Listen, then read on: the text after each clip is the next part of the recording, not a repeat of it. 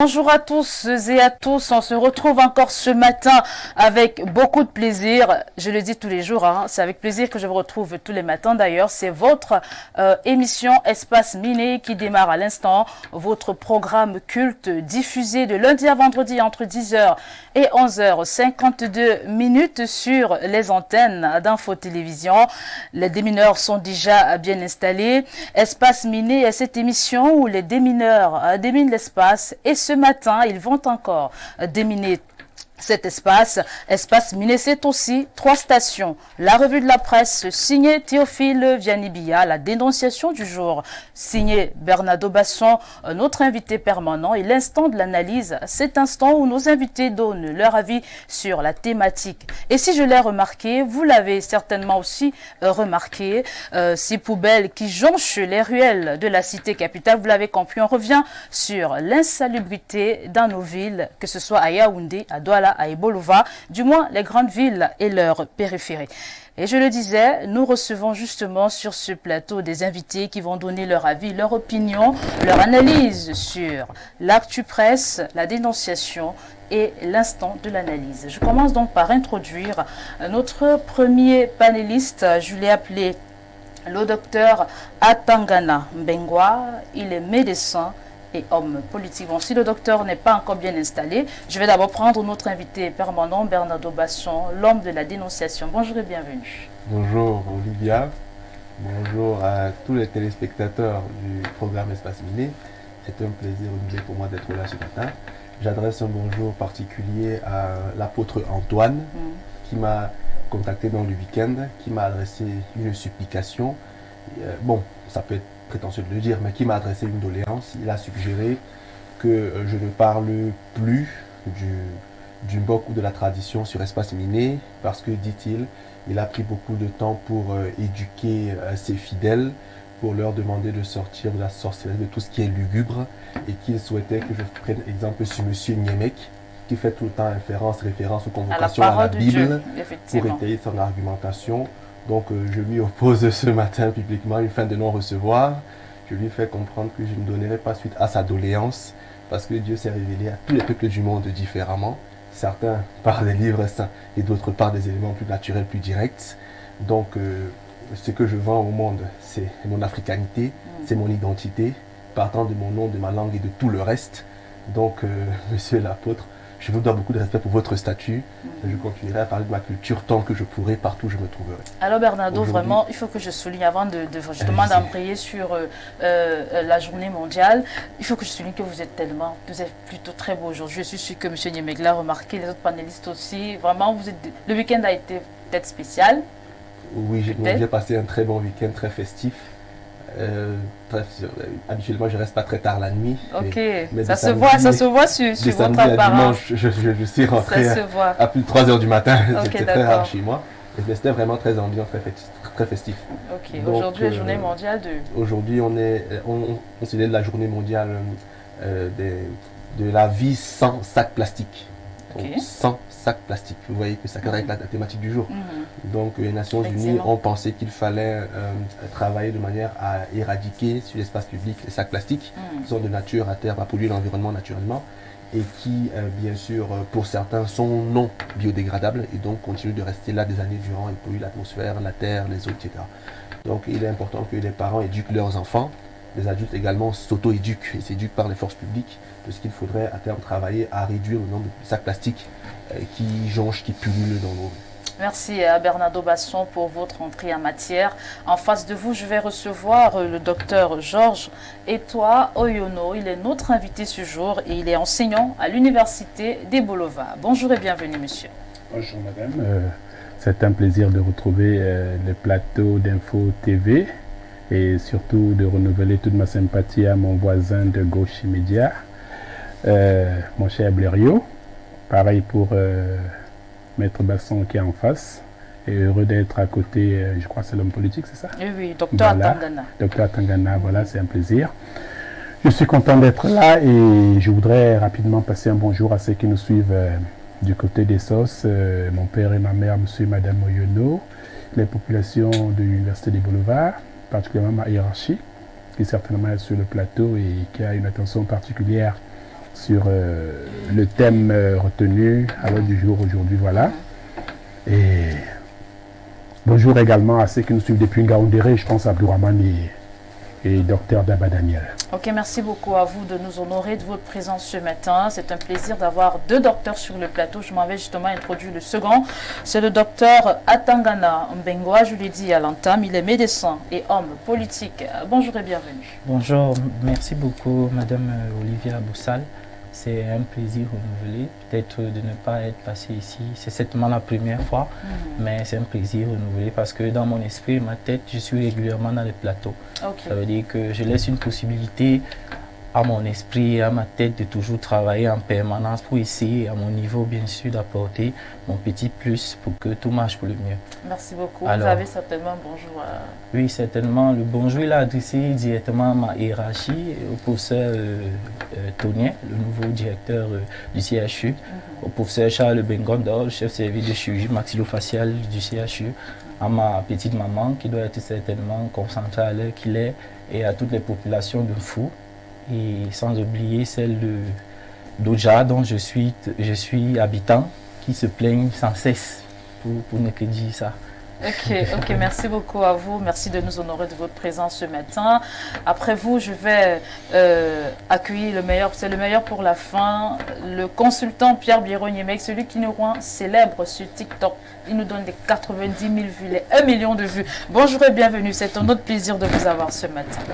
Bonjour Olivia, bonjour à votre panel. Vous le dites souvent d'excellence et d'excellence, effectivement. Voilà. Bonjour à nos millions de téléspectateurs. Vous devez vous en douter, je ne suis pas dans la recherche de la gloriole. Si d'aventure les gens apprécient, je fais seulement ce que je crois juste. Je ne fais pas d'attaque personnelle non plus. Je ne suis pas un clasheur. Mais quand j'ai quelque chose à dire, je ne regarde ni la taille ni l'âge de celui à qui je dois le dire, ouais. Ou de qui je dois parler. Vraiment, vous pouvez être grand comme Ganou. Si j'estime que vous avez mal chanté l'hymne, je dis tu as mal chanté. Voilà. Que ce n'est même pas l'hymne que tu as. Parce qu'il y avait un Français qui s'était rendu au Nord Cameroun à une certaine époque. Et les enfants ont chanté. Et c'était l'hymne du Cameroun de l'époque. Le Français a dit, mais j'ai l'impression qu'il chantait un truc. C'était la Marseillaise, à l'époque on chantait la Marseillaise au Cameroun. Il dit, oui, ils ont chanté une chanson qui ressemble un peu à la Marseillaise au niveau du rythme. On lui dit, non, c'était la Marseillaise. Il dit, non, pas la Marseillaise que je connais à Marseille. Ça, c'est autre chose. Donc, on fait comme cela. On essaye aussi au quotidien d'être des modèles de vie. Parce qu'il ne s'agit pas seulement de dire aux autres. Les gens nous surprennent dans des conditions, dans des situations de vie. Quand vous devenez un homme public, l'image que vous projetez devient votre prison. Je le dis à l'adresse des plus jeunes et même de ceux qui sont hypocrites. Quand vous devenez un homme public, l'image que vous projetez devient votre prison. Vous devez être propre, vous devez être discipliné, vous devez être honnête dans vos rapports avec les gens.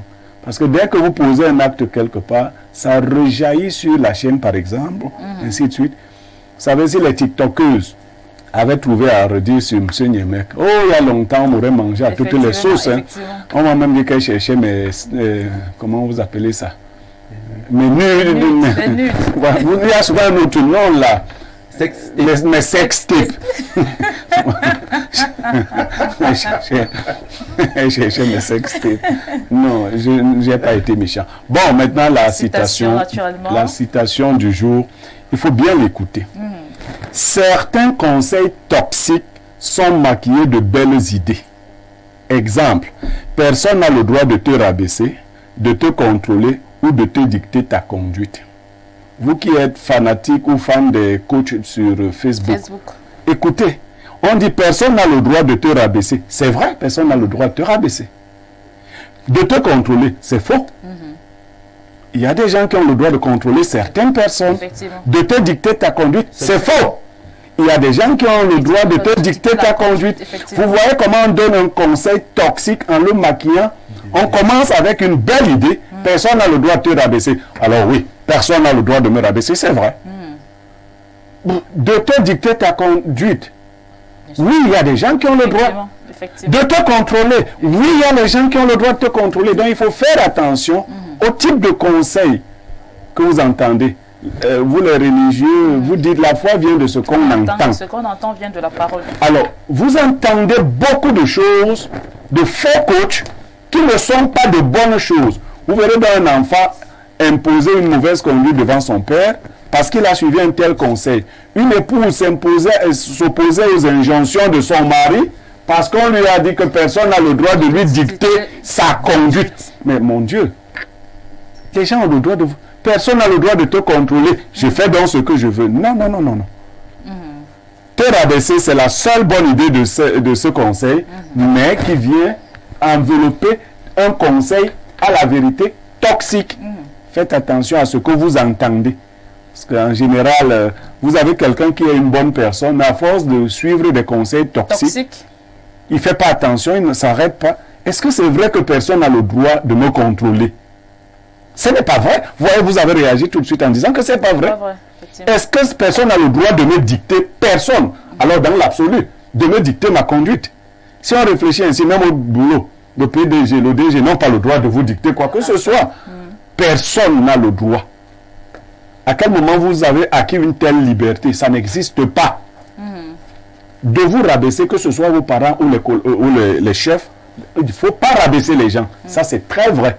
Mais on prend quelque chose de très vrai, de très pertinent pour faire passer des enseignements hautement toxiques. Merci Pierre Biron-Niemek, c'est bien noté et on espère que votre conseil est tombé dans une oreille attentive. À vous, chers téléspectateurs, je dis que c'est parti pour 1h52 d'échange, de débat, mais aussi d'interaction avec vous, car pour nous, vous êtes des téléspectateurs privilégiés. Mais avant de prendre mon premier coup de pinceau, laissez-moi saluer tous ces téléspectateurs qui nous regardent du côté de la Côte d'Ivoire, du Burkina Faso, des États-Unis, de l'Angleterre, de l'Allemagne, de l'Australie, de la France, de la Belgique. En fait, ils sont très nombreux. Alors, je prends mon premier coup de pinceau.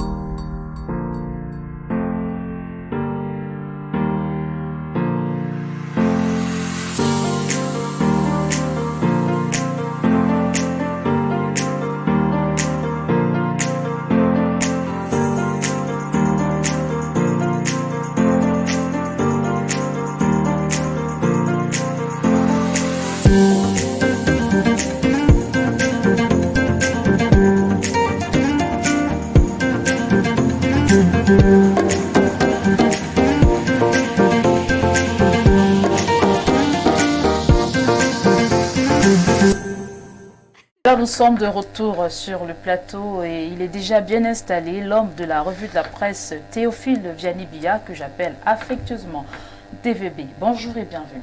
Merci, bonjour Olivia Bossal, bonjour à votre riche et impressionnant panel ce matin, bonjour également aux téléspectatrices et aux téléspectateurs que je retrouve fièrement. C'est un plaisir et c'est d'ailleurs la première sortie du mois de juillet. Du mois de juillet. Oui, parlons revue de presse. Effectivement, c'est toujours un plaisir de vous avoir et justement quand les téléspectateurs vous voient, Oui. ils savent qu'ils seront ce que les journaux disent. Aujourd'hui alors TVB, que disent les journaux ce matin?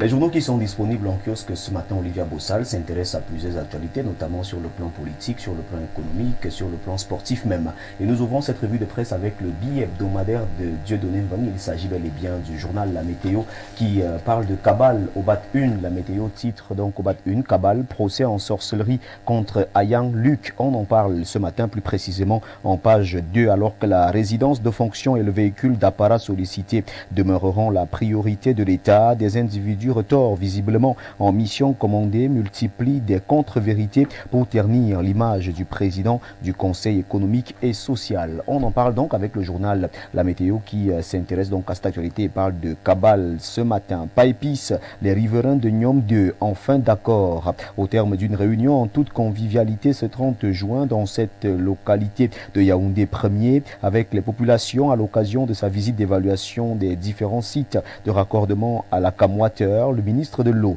et de l'Énergie, Gaston Elunwe Somba, informe avec assurance que les occupants des lieux sont plus que jamais disposés à libérer les emprises pour que les travaux se poursuivent sans entrave. C'est le journal La Météo qui revient donc sur cette actualité en grande une. Info matin de Dieudonné Mvang nous amène du côté de l'Italie avec cette participation du représentant résident Armand Claude Abanda, auteur du livre Fils de Prélat au Festival international du livre italien. Festival international du livre italien, Armand Claude Abanda, superstar à Montefiascone. On en parle avec le journal Info Matin. Le Camerounais, auteur du roman Fils de Prélat, disponible en version italienne, invité d'honneur de l'événement qui promeut la culture littéraire, a solennellement présenté son chef-d'œuvre au grand public italien le 2 juillet 2023. Le journal revient donc sur cette participation d'Armand Claude Abanda au Festival international du livre italien en page 2. Yaoundé et ses environs. On en reparle avec Info Matin. De l'eau potable à gogo d'ici à décembre 2023. C'est ce que nous dit le journal Info Matin. Effectuant ce 30 juin, une visite d'évaluation des sites de raccordement du PAEPIS au réseau CAM Water. Le ministre de l'Eau et de l'Énergie rassure qu'à la capitale, il n'y aura plus de pénurie. Gaston Elunwe Somba fait également savoir que les travaux sont globalement exécutés à 97%. L'avenir parle également de ce taux d'exécution des travaux et le journal de Zéphirin Koloko titre en principal une PAEPIS déjà 97% de taux de réalisation. On revient donc sur la visite effectuée par le ministre de l'Eau et de l'Énergie du côté de Nyom 2 dans l'arrondissement de Yaoundé 1er. L'indépendant qui est en kiosque s'intéresse également au projet PAEPIS, travaux achevés à 97%. On en parle au BAT 1 du journal L'Indépendant de Max Mpanjo qui est en kiosque. Laissons ce journal et retrouvons la voix des jeunes qui parlent également de ce même projet. Projet PAEPIS, l'eau potable pour tous bientôt, alors que l'accès à l'eau potable reste encore un grand problème que rencontrent les habitants de la capitale politique. Gaston Elunwe Somba rassure sur l'échéance des travaux du programme d'approvisionnement en eau potable de Yaoundé et ses environs. Le quotidien de Jules Brice Ngaba n'est pas en reste et le journal Le Quotidien parle également de ce programme d'approvisionnement en eau potable de Yaoundé et ses environs. La promesse présidentielle se concrétise. C'est ce que nous dit le journal Le Quotidien. Le Tri-Hebdo le soir parle également de ce projet PAEPIS. Paul Biya, de la parole à l'acte. On en parle avec le journal Le Soir qui revient également sur la visite de travail effectuée par Gaston Elunwe Somba pour s'assurer du bon déroulement du dit projet. La République presse de Timothée Somba Bena parle de gouvernance présidentielle 2025. PAEPIS, un argument de poids pour Paul Biya. On en parle avec le journal de Timothée et Somba Bena. Sans détour, Nestor Diatou parle également du PAEPIS. Livraison attendue d'ici à la fin de l'année. 97% de taux d'exécution globale du projet. Levée des dernières entraves à la réalisation sereine des travaux. Engagement des parties à tenir les délais. Confirmation a encore été donnée par le ministre Gaston Elunwe Somba au terme de sa dernière visite d'évaluation des sites du projet à Yaoundé le 30 juin dernier. Cameroun Tribune, le quotidien bilingue gouvernemental, parle également de ce même projet en pied de une. Approvisionnement en eau potable de Yaoundé. Le gouvernement met la pression. Le ministre de l'Eau et de l'Énergie a visité les installations de ce projet vendredi dernier à l'effet d'identifier les obstacles qui entravent l'achèvement des travaux. Parlons de Parlement ce matin avec le Premier ministre chef du gouvernement, infrastructure de la CAN, fonds Covid, CNI, les clarifications du PM. Répondant aux députés vendredi dernier dans le cadre des questions orales, le Premier ministre chef du gouvernement, Joseph Dione Ngouté, a souligné que tout était mis en œuvre pour la fin des travaux des infrastructures sportives de la dernière Coupe d'Afrique des Nations. Il a réfuté les allégations selon lesquelles certains responsables convoqués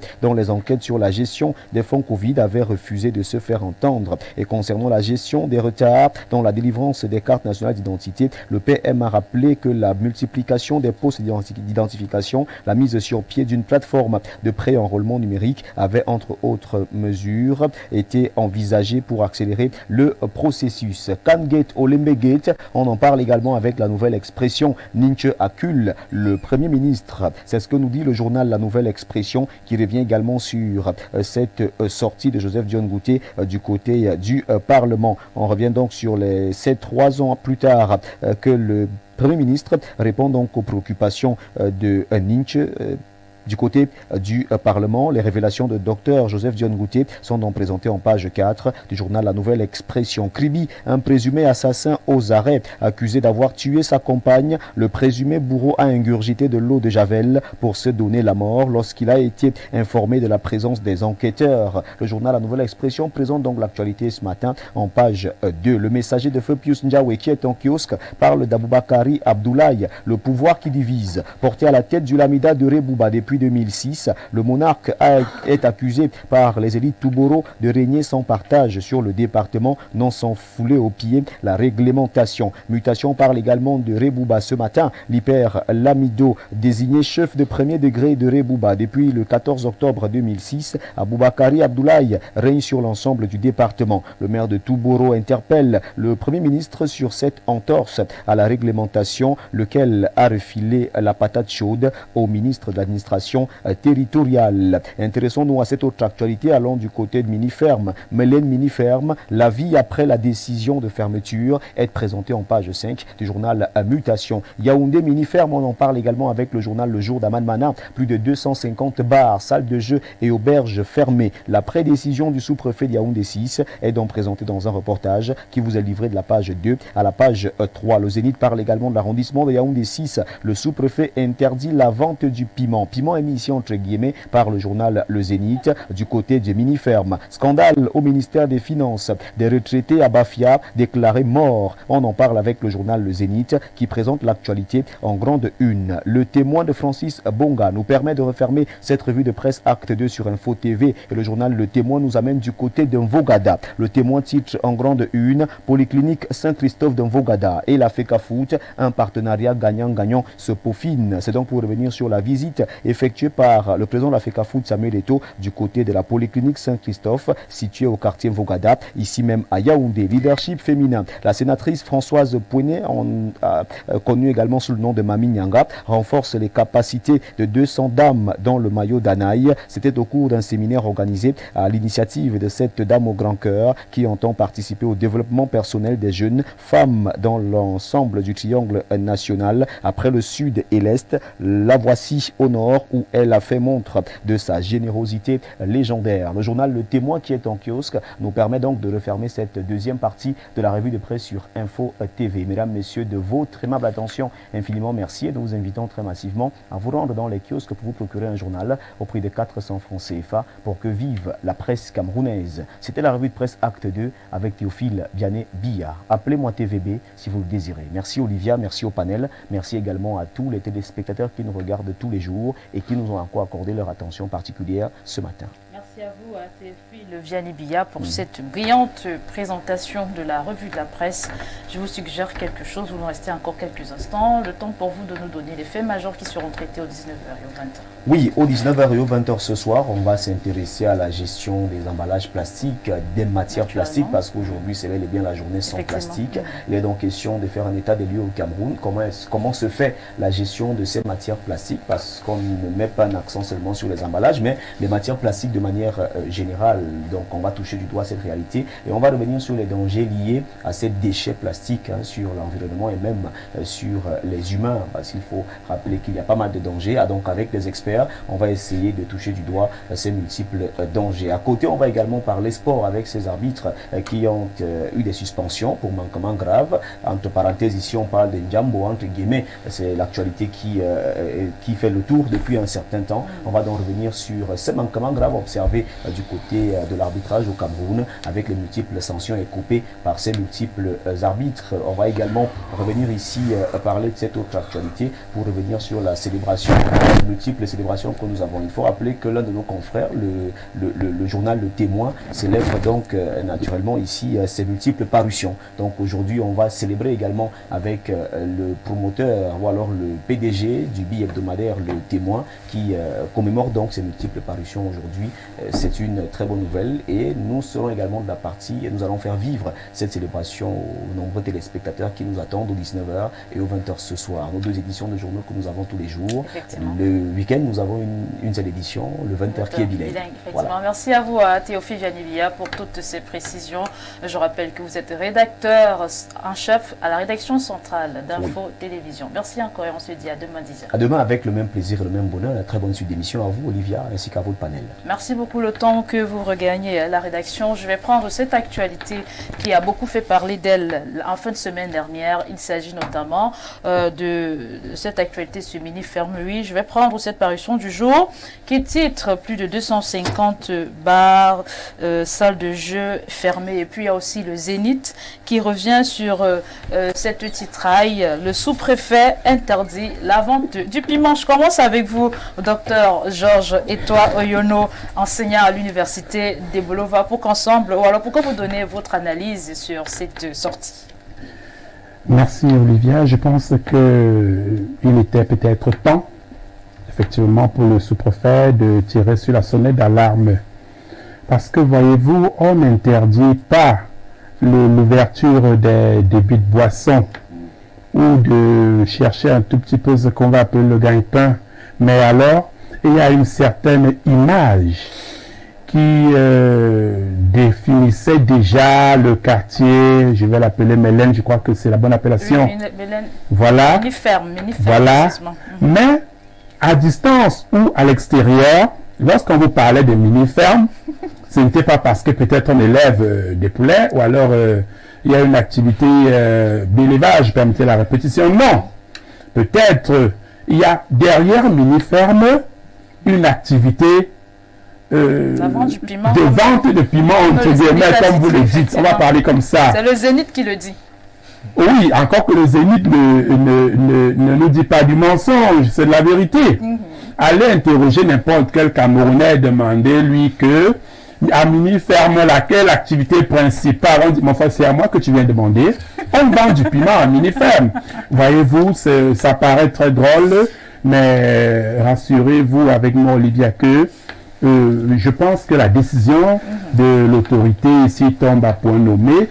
Mais alors, je vais un peu prêter une autre lecture de l'universitaire ici, sans être sociologue consacré. Je m'en vais vous dire que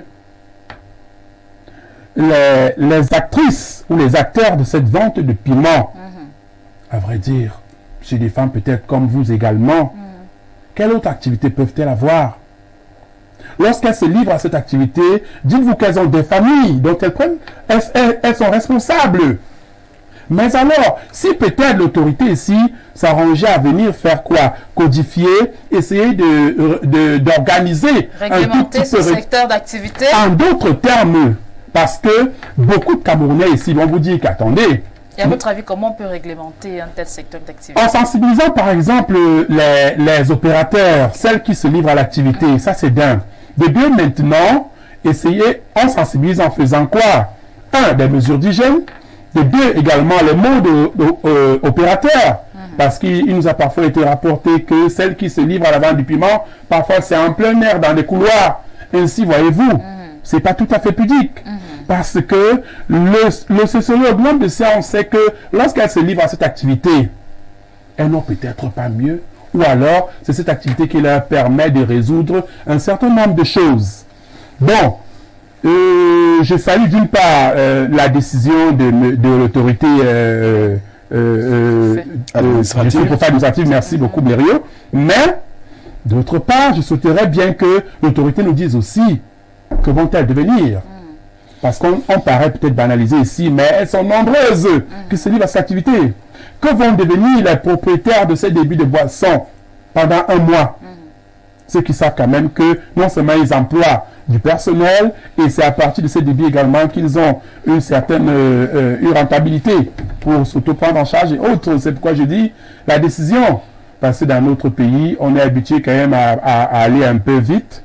Est-ce qu'il n'aurait pas fallu avertir, sensibiliser pour qu'on assiste un peu à un petit changement de manière de faire et d'agir avant d'aller vers la décision extrême qui voudrait que pendant un mois, tout sera arrêté. Ok, merci beaucoup pour votre avis, Dr Georges Etoa et Oyono. Je vais passer la parole à votre homologue, le Dr Atangana Mbengwa, qui nous donnera aussi certainement son analyse sur cette actualité. Alors, merci. C'est vrai que personnellement, j'ai un avis un peu... L'expression littérale d'où je viens, on dit c'est un sentiment très physique. Ça veut dire que c'est un sentiment qui blesse, qui va certainement blesser les consciences. Mais il faut que je parle. Nous sommes sur ce plateau pour dire les choses telles qu'elles sont. Justement pour déminer. Alors, je vais me mettre à la fois sous deux casquettes, celle de médecin et celle d'observateur. Vous savez certainement ici que je suis médecin au CHU et Minifem, c'est le quartier le plus proche, comme on dit. Ça veut dire que j'ai souvent vu, j'ai souvent reçu, j'ai souvent entendu des histoires même venant d'autres services intimement liées à cette affaire de Minifem. Mais comme l'a dit l'aîné Dr Oyono, il est un sentiment qui doit être redistribué de la plus belle des façons qui soit. C'est-à-dire qu'on doit prendre en compte qu'effectivement, là-bas, il y a des familles, là-bas, il y a des gens sur qui les familles, toute une famille compte sur cette personne-là. Et je crois que c'était dans le TET où on disait, celui qui ne travaille pas devra gêner. Et quand on dit ça, on voit la dimension dans laquelle ces personnes-là, n'ayant rien d'autre à faire, selon que le système est comme il est, bien sûr, n'ayant trop rien à faire, se retrouver dans des situations où c'est ça ou c'est rien. Moi, la douleur que j'ai, c'est notre environnement qui est tout le temps biaisé. Ça veut dire que on va se retrouver, parce que vous, Madame Olivia, certainement vous ne savez pas, mais quand des patients viennent, quand tu prends un patient à l'hôpital, il y a ce qu'on appelle l'histoire de la maladie. Et dans l'histoire de la maladie, qui est le deuxième volet après ce qu'on a appelé l'anamnèse, il est une dimension où tu vas essayer de comprendre ce qui fait peut-être que le patient que j'ai devant moi, j'étais bien sûr la dimension médicale, le secret médical, pourquoi peut-être cette personne est séropositive, banalement. Et quand vous suivez l'histoire, souvent elle est accompagnée de pleurs, vous vous rendez compte qu'à un moment, cette personne n'a pas eu le choix. C'est vrai, l'autorité en place a sévi, si on va dire ça comme ça, mais il faut prendre en compte le fait que il faut proposer quelque chose. Il faut proposer quelque chose. Quelqu'un m'a dit ce matin, quand je quittais du service, en disant, bon voilà, on a bloqué les gens de Minifem là. Nous, on va faire comment? Okay. Oui. Vous comprenez qu'il y a certaines personnes qui ont pris cette activité à cœur et que quelque part même ils sont un peu froissés. Donc ça veut dire qu'il y a des gars comme ça tu as des patients là des passants qui te disent que vraiment est-ce que monsieur le sous-préfet, est-ce qu'il a pris en compte les petites gens? Les petites gens, ce sont ceux-là qui nécessitent de façon obligée, sont certainement dans un environnement où si elles ne partent pas faire ce qu'elles sont allées faire là, peut-être il n'y aura rien à la calebasse le soir. Est-ce qu'on a pris en compte des prédispositions pour essayer on appelle ça chez nous en médecine, créer des vacuités de communication pour s'assurer de ce que il y a comme une compensation en fait. Est-ce que tout cela a été pris en compte? Quand j'ai dit ça, je dis certainement c'est quelque chose qui est pris je ne suis pas nihiliste du fait que c'est obligé quand même pour l'administration en place de prendre des dispositions qui vont avoir un bel impact sur la communauté, donc j'en fais partie bien sûr, nous tous d'ailleurs, mais il faut prendre en compte la dimension de comment on fait après. Ok. Donc voilà. Prendre en compte la dimension de comment on ferait après. Pierre Bironimec, votre analyse aussi sur cette actualité. Les copanélistes nous font savoir que le gouvernement pouvait procéder autrement. Et quelle est votre analyse? Il faut dire que personnellement, je suis choqué par les deux premières analyses. J'ai été choqué. Bon, mais la ville n'est pas faite pour tout le monde. On n'est pas obligé de venir en ville. Et puis le sexe est doublement dangereux. Il est dangereux du point de vue de la physiologie, donc tout ce que vous pouvez savoir. Il est dangereux du point de vue métaphysique. Très dangereux encore. Dangereux. Tout ce que vous pouvez mettre dans métaphysique. Moi, j'ai eu une locataire en Vogada, elle m'appelait mon père parce qu'elle était l'homonyme de ma première fille. Son prénom, c'était Cathy. Elle était venue d'une des régions de ce pays, je ne vais pas citer pour ne pas stigmatiser. Et là-bas, les filles de cette région se vantaient de pouvoir faire cette activité. Après 2 mois, Yaoundé m'a dit, mon père, Yaoundé est mauvais. Que les gens de Yaoundé, c'est comme s'ils ont des écorces graves, ils vont me tuer. Donc je vais arrêter. Elle a arrêté, elle a commencé à vendre le poisson avec les poissons qu'on a. Les brochettes de poisson. Oui, voilà, des choses comme ça. Et je vous assure, elle s'en sortait. La plupart des jeunes filles que j'ai vues mener ce métier, et même des membres de famille, depuis un certain temps, ça n'a pas commencé aujourd'hui. J'ai l'une de mes grand-mères qui était réputée mener ce métier. La fin est souvent grave. C'est un métier dans lequel on se détériore très, très rapidement. Donc, bien que je condamne l'État du Cameroun qui ne donne pas d'emploi aux gens, pas seulement aux femmes, parce qu'un métier, un truc comme les mototaxis, ce n'est pas un métier. Il ne faut plus compter ça. Il y a eu un discours un jour en disant, non. Quand vous êtes mototaximan, vous êtes perdu. Vous n'êtes pas dans un métier. Quand vous sortez, il faut que la femme reste prier, tout le monde prie pour que vous reveniez le soir. Donc, ce n'est pas un métier. Ça peut être quelque chose qui nous aide ici ou là. Ça peut même être organisé sous la forme d'un métier. Mais ce qui se passe au Cameroun, là, avec les motos, ce n'est pas un métier. C'est peut-être ce qu'il faut dire. Ailleurs, au Burkina, par exemple, c'est un métier. Ici, ce n'est pas un métier. Ici, on a des gens qui ne sont protégés par rien. Ils sont exposés, leur corps constitue. Non, il n'y a pas de route. Non, ce n'est pas un métier. C'est un truc extrêmement dangereux. Si vous ne détestez pas quelqu'un, vous ne lui offrez pas une moto au Cameroun.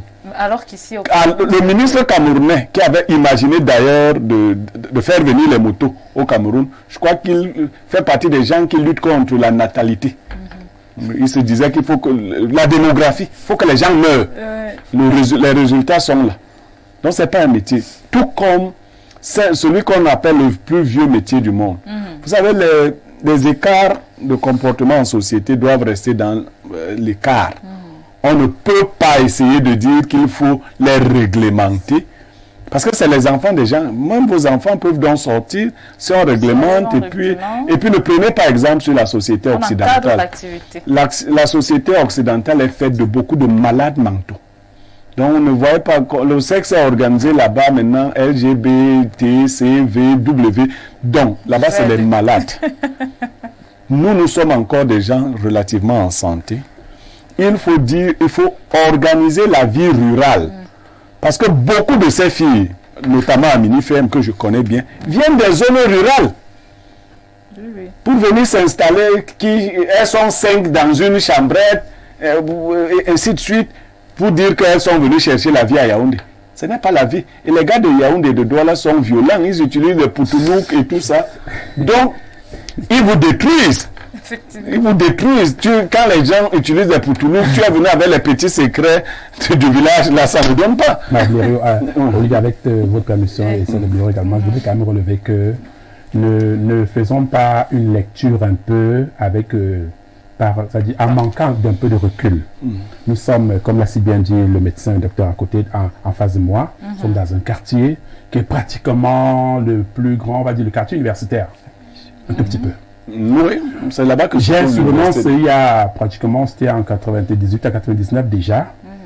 Je me souviens d'un enseignant dont je m'avais tellement eu sur sociologie qui nous rappelait qu'à vrai dire, le profane, lorsqu'il se tient où il est, va fustiger la pratique de prostitution ou bien ce qui est mené là-bas. Mais sans toutefois tenter de comprendre le pourquoi des choses, du pourquoi de l'activité. Blériot, mon cher, rendez-vous à Minifem, allez mener un sondage. Vous allez vous rendre compte qu'il y a plein d'étudiants dans ce milieu. Beaucoup. C'est pourquoi je me pose un tout petit peu à votre regard qui voudrait qu'on ait davantage de ruraux qui se retrouvent à Yaoundé, estimant gagner facilement. Vous savez très bien que l'étudiant au Cameroun, je voudrais bien, je ne m'inscris pas un peu en faux contre toutes les pratiques, les efforts menés par le gouvernement pour tenter de soutenir la communauté estudiantine. Non, le gouvernement ne soutient pas. Le gouvernement ne soutient pas la communauté estudiantine. Vous êtes enseignant d'université, vous le savez. C'est mon point de vue. Non, maintenant je reprends ma parole pour dire que les étudiants et les étudiantes qui sont... Comment font-elles pour s'en sortir à Yaoundé là? Prof, on peut pas, on peut pas légitimer cette affaire parce que si vous en sortez pour un temps, la conséquence, j'ai été vice-président d'étudiants, vous savez, à Yaoundé 1. Je connais les problèmes de Yaoundé 1 particulièrement. J'étais vice-président de l'association des étudiants pendant 4 ans. Je connais les problèmes des étudiants de Yaoundé 1. La conséquence donc, c'est qu'elles finissent le parcours avec beaucoup de maladies handicapantes. On ne gère pas la vie comme ça. C'est pourquoi vous avez proposé de sensibiliser. Moi, j'avais même déjà dit que tout le monde ne doit pas aller à l'université. Moi, je ne comprends pas. Non, j'ai beaucoup de choses à dire, mais je veux parler... Non, on n'est pas obligé d'envoyer les enfants à l'abattoir. Parce que vous ramassez les enfants au fond des pays. Un parent te donne 50 000, il dit voici la pension, va à Yaoundé te battre. Vous voulez que l'enfant, il vienne se battre à faire quoi à Yaoundé? Va te battre à Yaoundé. En fin de compte, plus de 70% d'entre elles sont rentrées, quand ce n'était pas dans les cercueils, c'était déjà des vampires elles-mêmes. Et puis, utilisées comme elles sont utilisées, après qui va les épouser? En fait, les femmes que vous utilisez comme ça avec les poutoulouks. Après, quand elles vont commencer à chercher un mari, les hommes seront obligés de leur demander, mais qu'est-ce qui s'était passé sur la route des Zeka? Est-ce que les... Non, c'est pas bon. Donc, vraiment... Encadrer, de sensibiliser, oui, même sur ces pratiques-là. Oui, non, il faut que les gens apprennent à faire les activités qui sont normales. Vraiment, nous avons été tous étudiants et étudiantes. Et j'observe que les étudiantes, les filles croient qu'elles ne peuvent pas gagner de l'argent autrement quand elles sont étudiantes. D'abord, elles sont des étudiantes paresseuses pour la plupart. Pourquoi les garçons sont toujours là à faire des répétitions, à faire ci ou ça? Non, la vente du piment est mauvaise. Parce que vous finissez, vous n'avez pas de carrière si vous êtes une ancienne vendeuse de piment. Est-ce qu'il ne faudrait pas nuancer, Bureau, dire que vente de piment permanente ou bien... Non, il ne faut pas vendre. Parce qu'il y en a qui arrivent pour dire que... Il ne faut pas vendre le piment. Le piment est dangereux. Il peut brûler même vos yeux. Merci beaucoup. C'est vrai que j'avais envie de vous poser une question intrigante, que si vous avez vos enfants et que la vie devient très difficile, vous savez que vous allez les encourager à aller vendre le piment, docteur? Olivia, c'est une bonne question, mais je dis... Quelques secondes parce que je vais passer. Oui, rapidement, je vais dire que je ne saurais en fait encourager cette approche parce que ces parents qui sont loin envoient des enfants se battent, comme on dit vulgairement ici, avec de peu de moyens. Et alors la vie dans les mini-cités n'est pas évidente. C'est pas évident. J'en sais quelque chose, je l'ai fait à l'école normale avant de partir. Il y avait des soirs où tu es là comme ça, même le petit tapioca qui est la nourriture quotidienne. Il n'y en a pas. Ou alors ton petit, tu avais à côté, tu as tellement fait du riz sauté, ça ne va plus. Mais voilà, une amie te dit accompagne-moi un peu de l'autre côté, on sait comment ça se passe avec les hommes. Bonjour, voilà, après, allez, une fois c'est parti, on va dire qu'elle a vendu du piment. Maintenant, est-ce que la fréquence, c'est qu'elle vend chaque soir pour s'en sortir? Là, il y a un problème. Ok, merci beaucoup pour votre avis. Je vais passer la parole à Bernardo Basson. Vous l'avez vu hocher la tête là tout à l'heure. Il a certainement beaucoup à dire sur la question. Nous vous écoutons. Je ne peux pas beaucoup dire parce que le temps ne le permettra naturellement pas. Mais liminairement et initialement, on a d'abord un devoir de morale et un devoir d'éthique. Ça, c'est le principe. La construction d'une société intègre des choses, parmi lesquelles son système de construction. Le terme piment, les termes fille de la rue, fille de joie, masque en fait le terme prostitution. Vous savez ce qui est caché derrière, le contenu latent? C'est que la prostitution est mauvaise. La preuve, on peut dire ouvertement le rapport sexuel sans être choqué. Et lorsqu'on dit piment, On dit fille de rue, fille de joie, fille de nuit. En masque le vrai terme identité propre à la réalité, c'est bien parce qu'en dessous, il y a de la négativité. Donc lorsque les docteurs sur le plateau tentent de vouloir saupoudrer, embrigader ou embastiller le terme qui initialement est mauvais, il y a déjà un problème éthique et moral fondamental. Deuxièmement, on ne peut pas, dans un environnement public, tenter d'aménuiser les dangers, les risques et les problèmes inhérents et coextensifs à la prostitution. On devrait, pour se construire, dire aux jeunes filles, se prostituer est mauvais. C'est pour cela qu'à l'époque, dans les sociétés, les prostituées se cachaient. Parce qu'elles savaient que le métier était mauvais. Et ça reste le cas aujourd'hui, elles doivent d'abord se cacher. Les conséquences sanitaires, il les connaît mieux que moi. Les conséquences socio-psychologiques, il les connaît peut-être mieux que moi. Elles existent, elles sont latentes. Maintenant, le Cameroun, c'est vrai, est un pays à part qui, naturellement, fait naître des comportements disgracieux des citoyens qui sont révisés, révoltés, donc qui vont vers tout et rien. Mais à la base, c'est mauvais. Maintenant, je ne pense pas qu'on devrait aménager des mesures d'accompagnement à la prostitution. Mais je pense qu'on devrait travailler à aménager les conditions de vie des jeunes afin qu'ils s'écartent de la prostitution. Sauf que, il serait prétentieux de mauvaise foi de renier la réalité de la prostitution au Cameroun. Parce que dans le monde, il y aura toujours dans le monde, même ceux qui aujourd'hui prennent de telles mesures ont certainement des proches, des amis, des cousins ou des voisins qui y vont subtilement. Donc pour moi, la mesure en question, je le confesse, n'est pas bonne. On devait la précéder d'une mesure de discussion, d'accompagnement des jeunes. Mais je ne pense pas que les filles devraient penser à se prostituer initialement en disant qu'on n'a rien d'autre à faire. Non. Parce qu'il y a des moyens de faire autre chose. Hein. On peut faire le petit commerce et autre chose.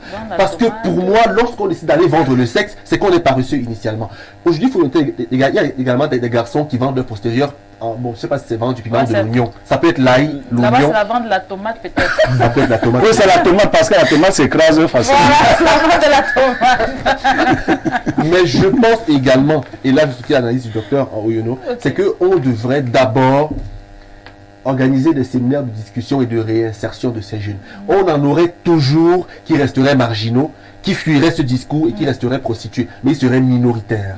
Mais on ne doit pas aménager ce secteur, on doit en sortir les jeunes. Ça, c'est mon avis sur la question. Donc, on ne peut pas discuter ouvertement et dire qu'on devrait tenir compte de ce qu'il y a des filles qui n'ont pas d'autre choix. Non, pour moi, on a toujours le choix. Maintenant, c'est vrai, on peut être orphelin, on peut être de milieux compliqués, on peut être sans famille, mais vous savez, Olivia, la vue dépend du regard. Le regard a la direction, la vue a le sens. On peut regarder, le docteur Yono et moi, la caméra, lui voit juste la lentille, moi je vois peut-être Sony qui a écrit sur la caméra. C'est vrai. C'est-à-dire on voit les choses différentes selon notre point de vue. Donc ces jeunes filles qui voient la vie de certaine façon, c'est-à-dire qui regardent par exemple la vie, voient la prostitution, d'autres voient le commerce, d'autres encore voient peut-être l'idée de l'effort. Encourageons les jeunes à faire des efforts, à se battre et à travailler, et non aux jeunes filles à aller vendre du piment. Voir que souvent même ce piment-là, parfois même ce piment qui ne chauffe même pas bien, parfois c'est le piment même qui n'est même pas bien épicé, parfois c'est le piment qui est frelaté, parfois c'est le piment même qu'on a coupé où il ne fallait même pas un manque de maturité. Les jeunes filles de 16, 17 ans qui n'ont pas encore fini d'avoir leur forme féminine. Maître, vous avez été déjà non. Parce qu'il parle comme un connaisseur.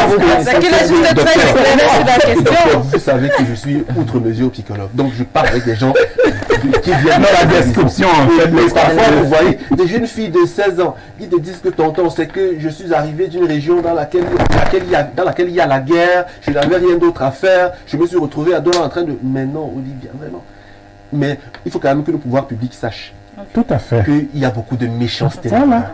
Parce que eux, ils voient la jeunesse se liquéfier, s'abandonner, se détruire. Ce qu'ils trouvent à faire, c'est encore... Parce que tout ce qu'on fait, c'est qu'on déplace le problème. Voilà. Elles ne seront plus prostituées ouvertement. Elles le seront fermement et subtilement. Voilà. On n'a fait que le déplacer et pas le résoudre. Ok, merci beaucoup. On va prendre ces avis des téléspectateurs. C'est leur moment. Bonjour le panel et bon début de semaine à vous. Je ne sais pas si vous remarquez le crypte qui se passe aujourd'hui. Nous, vos abonnés, avons du mal à vous écouter. Veuillez, s'il vous plaît, revoir ce côté technique, s'il vous plaît. C'est Francesco qui nous écrit depuis Douala. Alors, bonjour le riche panel. Ce matin, je suis déçu par ce journal qui soit ne veulent pas dire toute la vérité sur le sujet, soit ils n'ont pas fait toutes les investigations avant de publier ce matin. Depuis plus de 30 ans que règne l'insécurité, les agressions et même les meurtres à Mini-Ferme, les autorités n'ont pas bougé d'un pouce. Ils ont plutôt ajouté des salles de jeu pour concentrer les mots qui distraient la jeunesse et concourent à la procrastination, tandis que l'élite vole tranquillement notre argent. L'autre vérité est que la semaine passée, un militaire de la garde présidentielle a été tué par les bandits à Mini-Ferme, poignardé à 6 reprises après une bagarre. Et ce n'est qu'après cet incident que le sous-préfet a pris cette décision par peur de représailles de la part des gépistes. Gouverner, c'est prévoir. Ils auraient dû fermer ça depuis longtemps. C'est Antoine qui nous écrit depuis Sam. Bonjour à tout le panel. Un big up à la présentatrice du jour, car non seulement elle est très jolie, mais en plus intelligente. En passant, s'il vous plaît, où est passé Monsieur Parfait ici? Le sac de modérateur vous reviendra d'ici la semaine prochaine.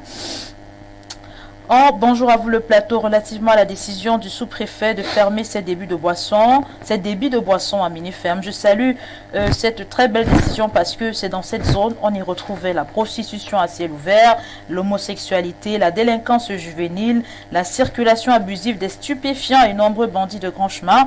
Aussi ceux qui disent qu'il faut penser à la dimension sociale de cet acte en soutenant qu'il y a des familles dont le quotidien dépend ne doivent pas perdre de vue, c'est une zone aussi où de nombreux enfants s'égarent. Ces propriétaires de débits de boissons savent au préalable qu'ils exercent dans l'illégalité, tout comme l'homosexualité. On ne peut pas construire un pays avec la sensibilisation. On sanctionne et ensuite on prend des mesures de réinsertion sociale. Je prends mon deuxième coup de pinceau, je vous reviens.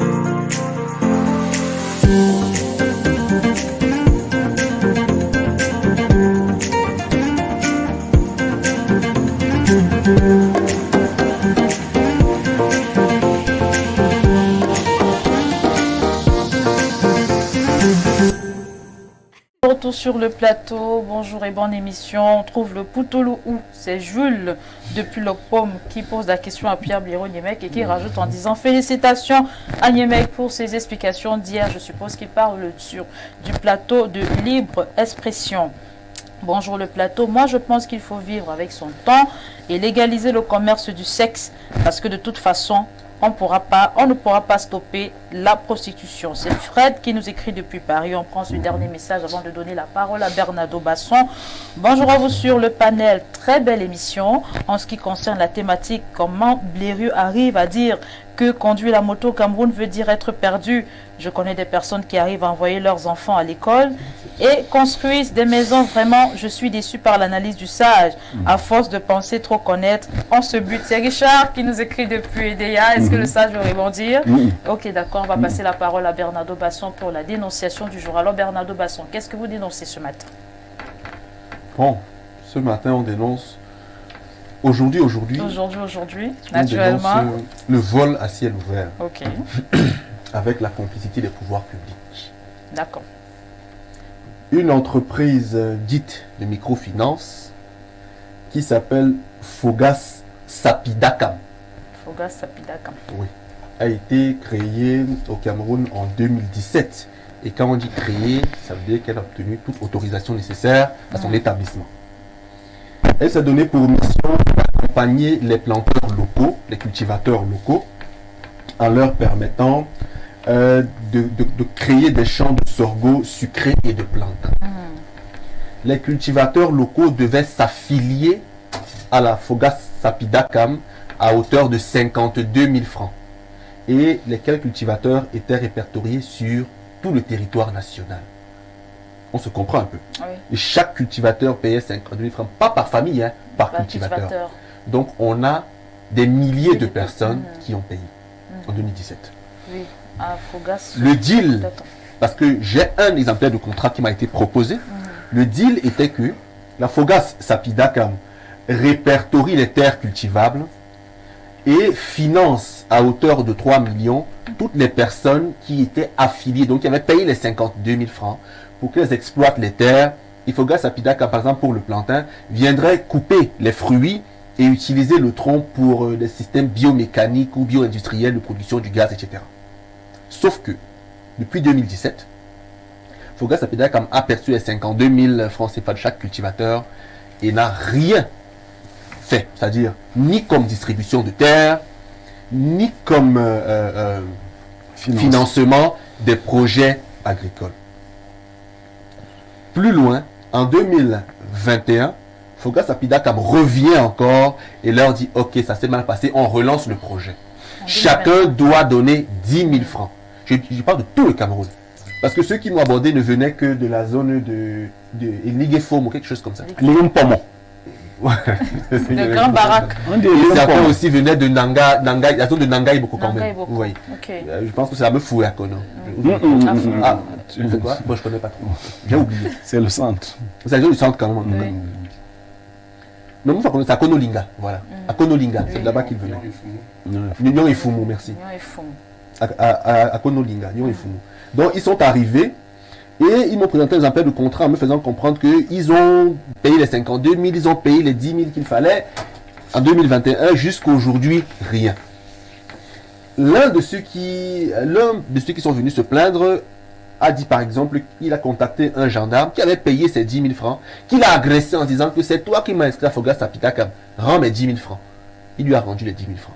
Donc les populations qui ont versé à Fogas Sapidakam sont au bord de la rébellion. Vous voyez, elle veut saisir les pouvoirs publics et le MINAT. Parce que Fogas Sapidakam a présenté les accords du MINAT en disant que non, on a l'autorisation qu'il faut d'exercer comme ceci, comme cela. Et du MINADER.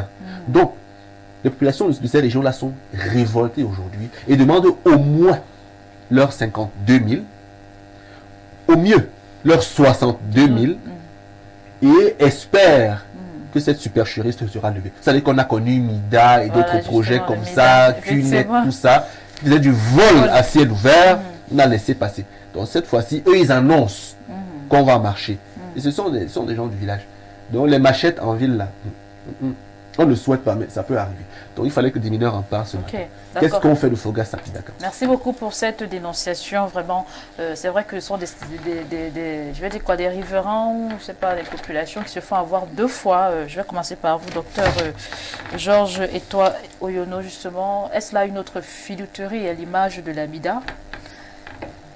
Merci Olivia. Je pense que à la suite du grand frère à côté, Birio, on remet encore en question un tout petit peu la politique gouvernementale.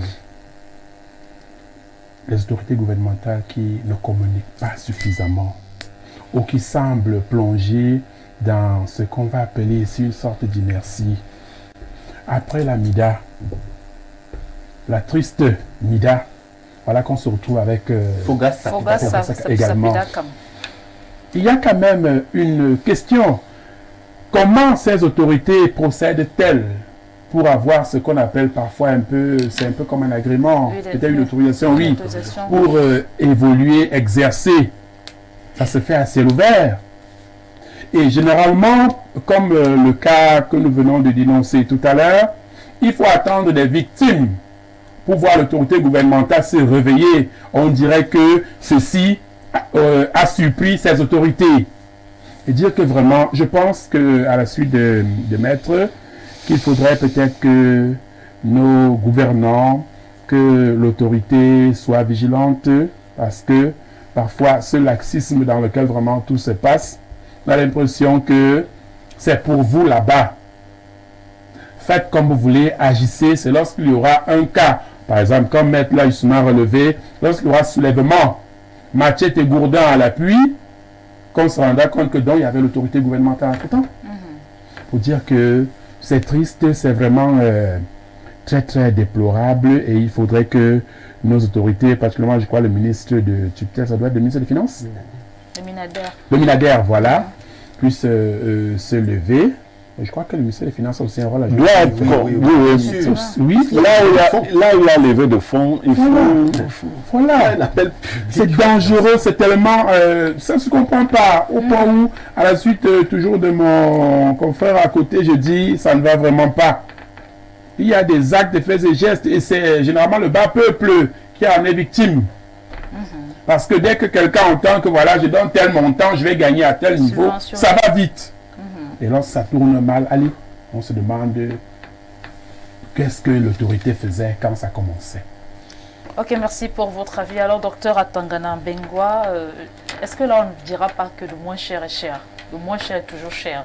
Parce que là, on a des personnes qui se sont fait approcher par une entreprise, la Fogas Sarpidakam.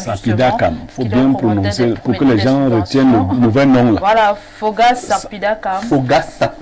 Sarpidakam. D'accord. La première fois... On ne sait même pas ce que Sarpidakam la cache. La première fois, c'est 52 000 francs. Ils reviennent en 2021. Je crois que 52 000, c'était en 2017. Ils reviennent en 2021. Et les populations leur donnent encore 10 000 francs. Est-ce que là... Il n'y a pas lieu aussi de dire que le moins cher est toujours cher. Fait de société, Madame Olivia, tout bon flatteur vit au dépend de celui qui l'entend. Oui, bien sûr, les religieux, les spiritueux ont une expression que j'aime bien. À ceux qui n'en ont pas, on prendra le peu qu'ils ont. C'est méchant, mais c'est biblique. Non, c'est une image. Ça veut dire que, je ne sais pas si on se comprend. C'est une image. Ça veut dire qu'on est dans une dimension où il y a un monsieur, que je vais appeler un monsieur lambda, qui est resté... De la Fogas Sarpidakam. Il faut que les gens comprennent. Oui, de la Fogas Sarpidakam, qui est certainement resté, s'est senti à un moment un peu érudit par rapport aux autres et a dit que, ok, on va lancer un projet. Calmement, il s'est certainement entouré à gauche et à droite des esprits peut-être brillants mais un peu tordus et ils ont fait ça. Et quand on fait ça, pour moi qui suis la chair de la chair d'Afrique, particulièrement du Cameroun, encore plus particulièrement des Yaoundé, qui connaît les problèmes des petites gens, parce que l'histoire veut que j'ai eu mon baccalauréat du côté du lycée de Mfou. Et quand on a dit ça, on comprend que je connais le cultivateur. Ça veut dire que je vois celui-là prendre son 50 000 francs. Allez donner 52 000 francs. Tu laisses les 2 000 là où Allez donner son 52 000 francs et 62 000 donc. 62 000 avec 10 000 en plus. Ça. Et il faut comprendre que c'est profondément méchant. Je ne veux pas me mettre à une posture de juge, mais si c'est que on prend les 52 000, les 62 000 pour établir quelque chose de concret, pour que ça bouge, pour que ça marche, effectivement, il n'y a pas de problème. Mais de là à disparaître de là à ne pas donner de retour, c'est difficile, c'est frustrant, mais encore, il faut... Ce sont des bandits. Oui, il faut noter que c'est l'esprit... Ce sont c'est l'esprit fustigé, c'est l'esprit naïf qui parfois accepte aussi certaines situations. Steven Abraham, c'est quoi il a dit dans un rayon d'action, la chance est maître d'œuvre, seuls les esprits préparés bénéficieront. Peut-être aussi la souffrance, parce que vous voyez un cultivateur qui vous dit si on vient lui promettre au monde et merveille, il se dit bon, il pourra être financé à hauteur de 3 millions de francs. C'est pas lui qui souffre, il se voit vraiment avec des hectares de cacao. C'est pour ça qu'on a commencé notre propos préliminaire ici en disant que tout bon flatteur vit aux dépens de celui qui écoute. Là, il faut noter que des populations sont naïves. Elles n'ont pas de pleine mesure. Elles n'ont pas, par exemple... Même en ville, les populations sont naïves. Parce que même en ville, on a vu la Mida, c'était en ville, c'était à Yaoundé, c'était à Douala. La naïveté de la population n'a pas de localisation. D'accord. Vous trouverez des gens plus avisés, par exemple, à Zoé-Télé, que dans certains coins, par exemple, d'Oja.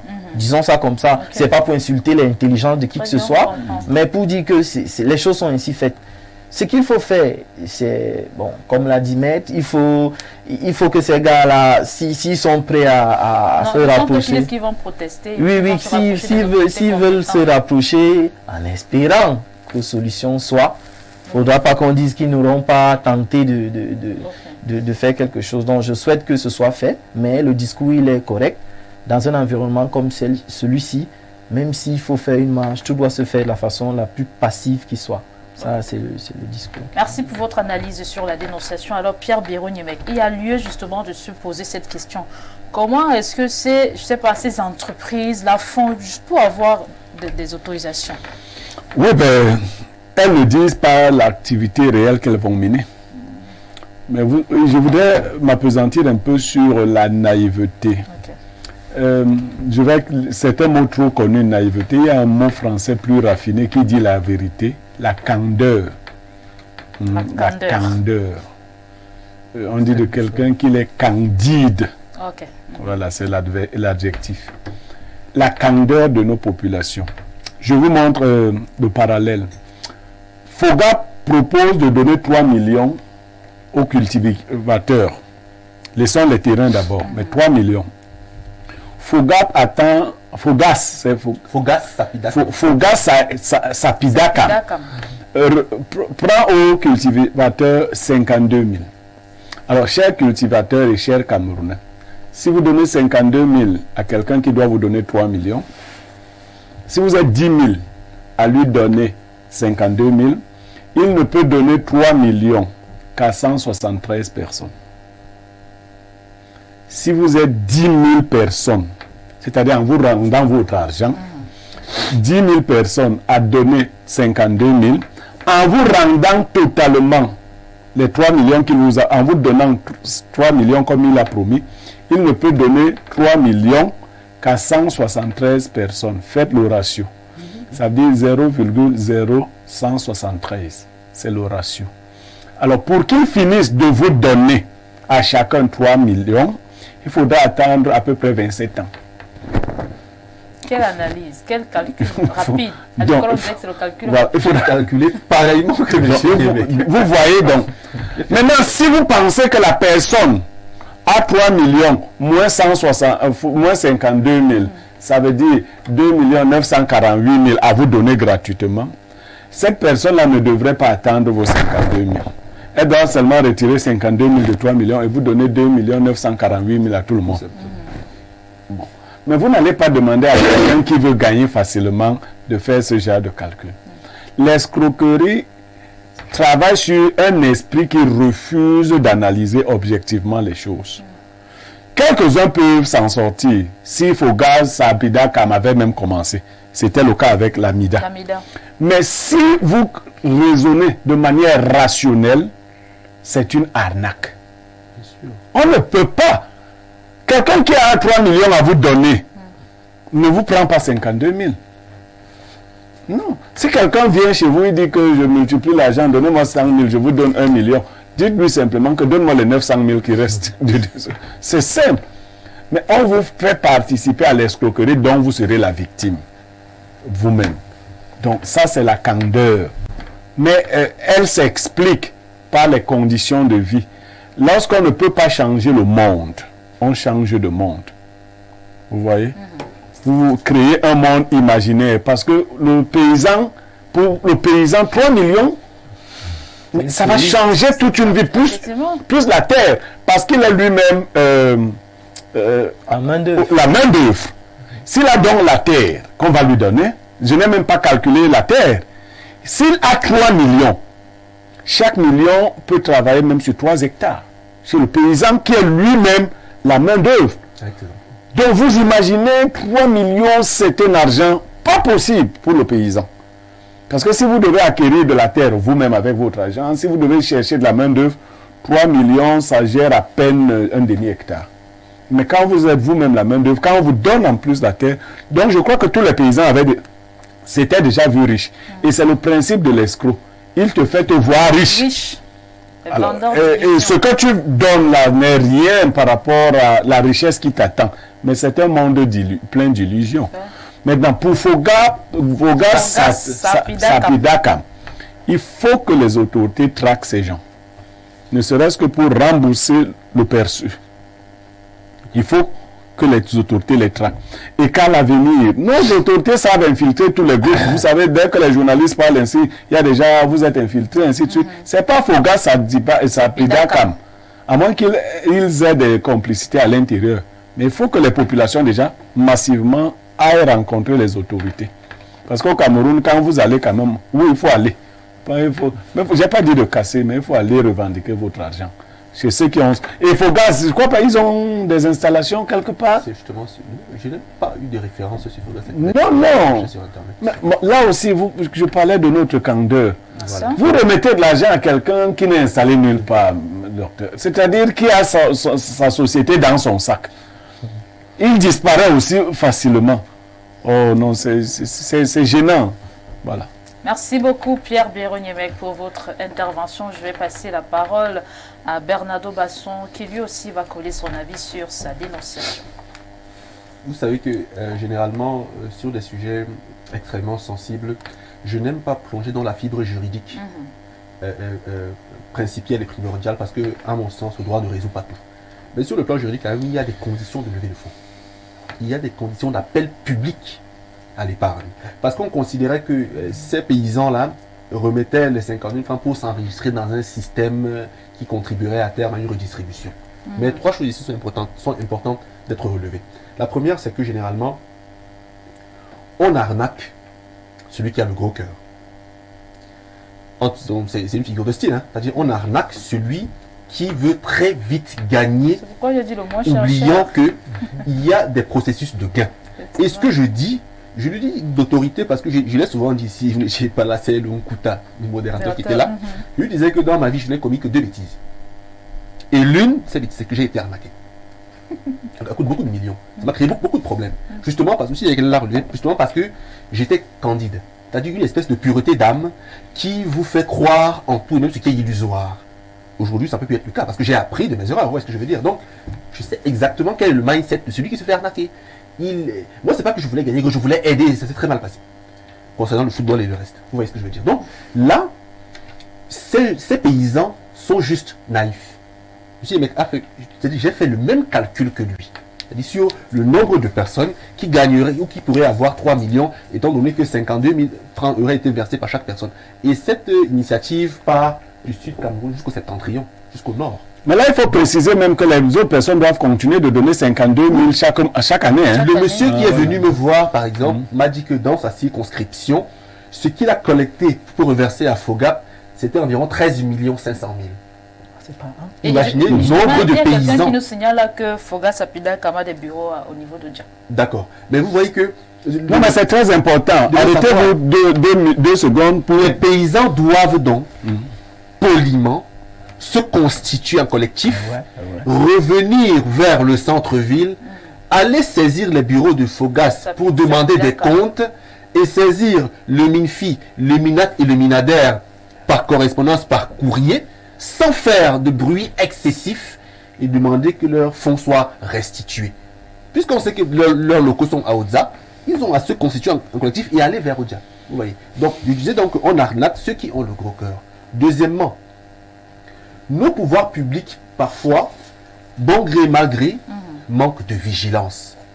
Et autorisent parfois des structures comme celle-là à arriver au Cameroun et à faire tout et n'importe quoi.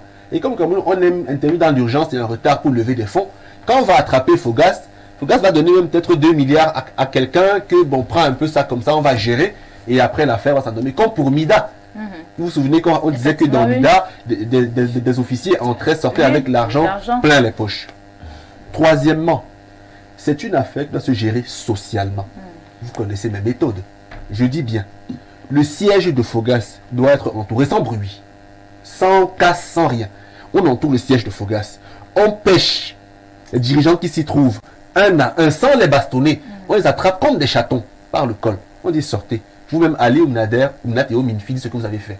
Tout ce qu'il y a comme documentation, qu'ils répertorient cela, c'est l'instruction administrative parce que ça doit être résolu. Donc pour moi, c'est plus un problème de fond.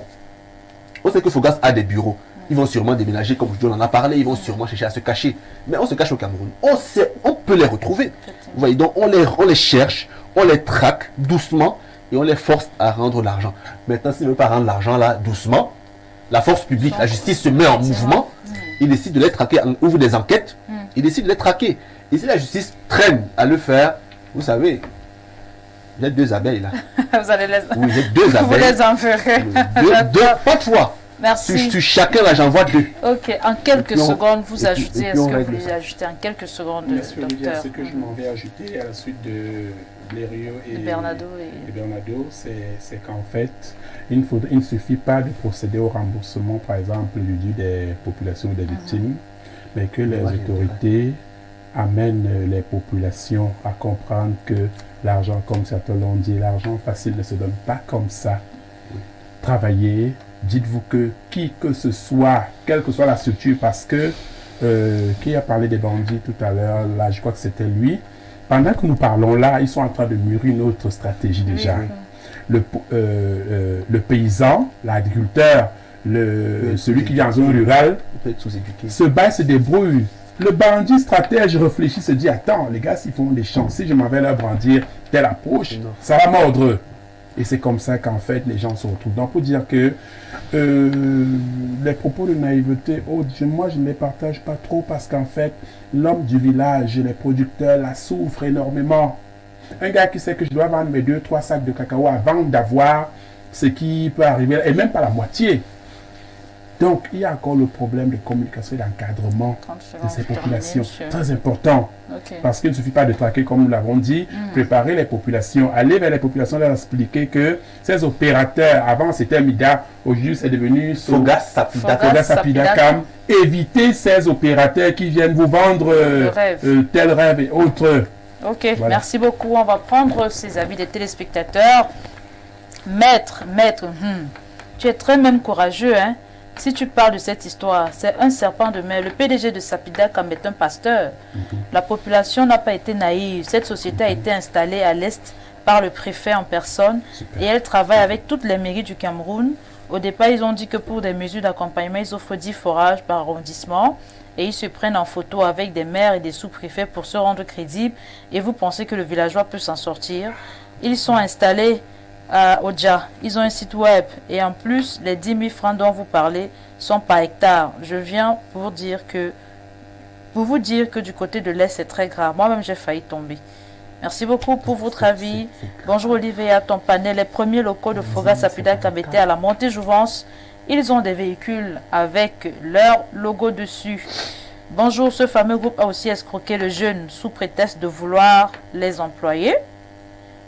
Bonjour les démineurs, on n'a pas fini avec les abus au Cameroun et c'est encouragé par le gouvernement en place. La souffrance est le plat le plus mangé au Cameroun et c'est ce même gouvernement-là qui laisse ses organes venir nous tuer.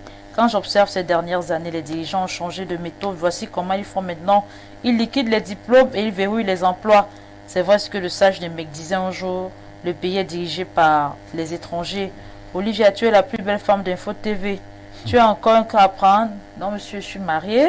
Monsieur Niemek est un influenceur signé. Vincent de Paul Mbarga qui nous écrit depuis Zoï Télé. Je prends mon 3e coup de pinceau et je vous reviens.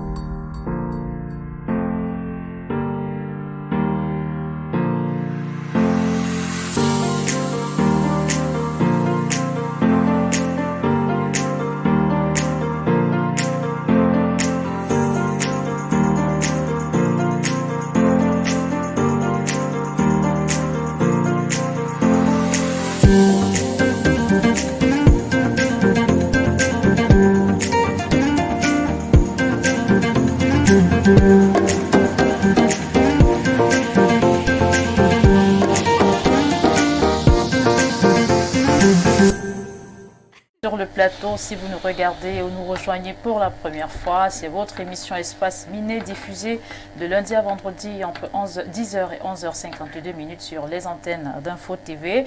Alors, je vais prendre ce dernier avis du téléspectateur. Bonjour, très belle émission. Le problème que soulève Bernardo ce matin n'est pas différent de celui de l'IEP. Il faut que les Camerounais en général deviennent de plus en plus prudents. Bonjour madame, excusez-moi de vous déranger. En fait. Bonjour le panel, la décision de l'autorité administrative concernant les quartiers Mélène. Je crois qu'on est plus sur cette thématique. Bonjour, belle émission. S'il vous plaît, je souhaite avoir le numéro de monsieur Bernardo. À l'est notamment, département du Haut-Ognon, cette société prélevait 62 000 au départ par personne. À la fin, les populations se sont retrouvées à donner 100 000 francs CFA pour l'enregistrement du dossier. Alors si les responsables de l'entreprise Fogas Sarpida-Cam estiment qu'il y a des contre-vérités, le plateau d'Espace Miné leur est ouvert aussi. Alors, on va passer sans protocole immédiatement à la thématique du jour. Insalubrité dans nos villes, à qui la faute? Les poubelles jonchent les ruelles de la cité capitale Yaoundé, dont pas seulement Douala et Bolova-Sarmelima. Et aujourd'hui, les démineurs posent cette thématique sur la table. À qui la faute? Et je vais commencer par le docteur, naturellement le docteur Etoile Oyono, qui est enseignant à l'université de Bolova. Et je vais lui poser la question de savoir, docteur, comment comprendre que nous avons déjà deux entreprises? Vous le savez, il y a Isakam. Au départ, aujourd'hui, il y a cette entreprise du maire de la ville, Luc Messi à Tangana. Comment comprendre qu'avec ces deux entreprises de ramassage des ordures, on se retrouve avec des immondices qui recouvrent toute la ville? Merci Olivia. Je pense que le problème de l'insalubrité dans nos villes, et particulièrement le cas de Yaoundé ici, est une réalité et d'une pertinence à nul autre pareil, parce que dans un premier temps, nous parlions tout à l'heure d'autres secteurs d'activité. Aujourd'hui, nous sommes dans le cas de l'insalubrité. Il se pose sérieusement un problème non seulement de coordination entre, dans un premier temps, l'ex-communauté urbaine devenue la mairie de la ville, et l'entreprise habilitée à s'occuper de la gestion, du ramassage des déchets dans nos villes. Je ne voudrais pas m'ériger en défenseur de la société Isakam, mais relever quand même que l'autorité gouvernementale se doit déjà de revoir un tout petit peu les termes pas de partenariat, du fonctionnement ou d'exercice d'Isakam. La société Isakam, il y a peut-être 15 voire 20 ans aujourd'hui, n'avait pas été chargée de s'occuper de la propreté et de la gestion des ordures dans une ville de Yaoundé qui n'était pas peuplée, comme c'est le cas aujourd'hui. Et voyez-vous, parlant par exemple de ce phénomène d'urbanisation où non seulement les habitats ont augmenté, voire doublé, la population pareillement.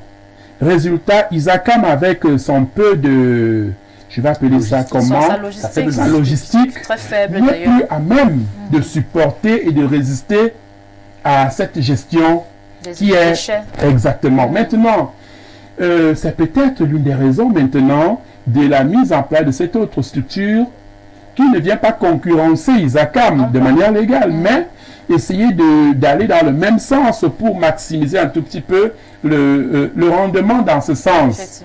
Mais, si nous l'avons dit au début, le véritable problème, il tient ici en la coordination de cette activité. Dans un premier temps, cette nouvelle société, je ne suis pas sûr qu'elle soit exactement de la taille de ce que représente Isakam. Maintenant, je suis par exemple habitant du côté de Biémassi, Montée Maison Blanche, pour dire que il m'arrive d'apercevoir ces deux structures, ces deux camions dans le même quartier, voyez-vous. Voilà, on voit ici le camion de couleur bleue qui évolue à certaines heures. Il y a des heures également, on voit Isakam passer. Que se passe-t-il? Il y a un problème déjà.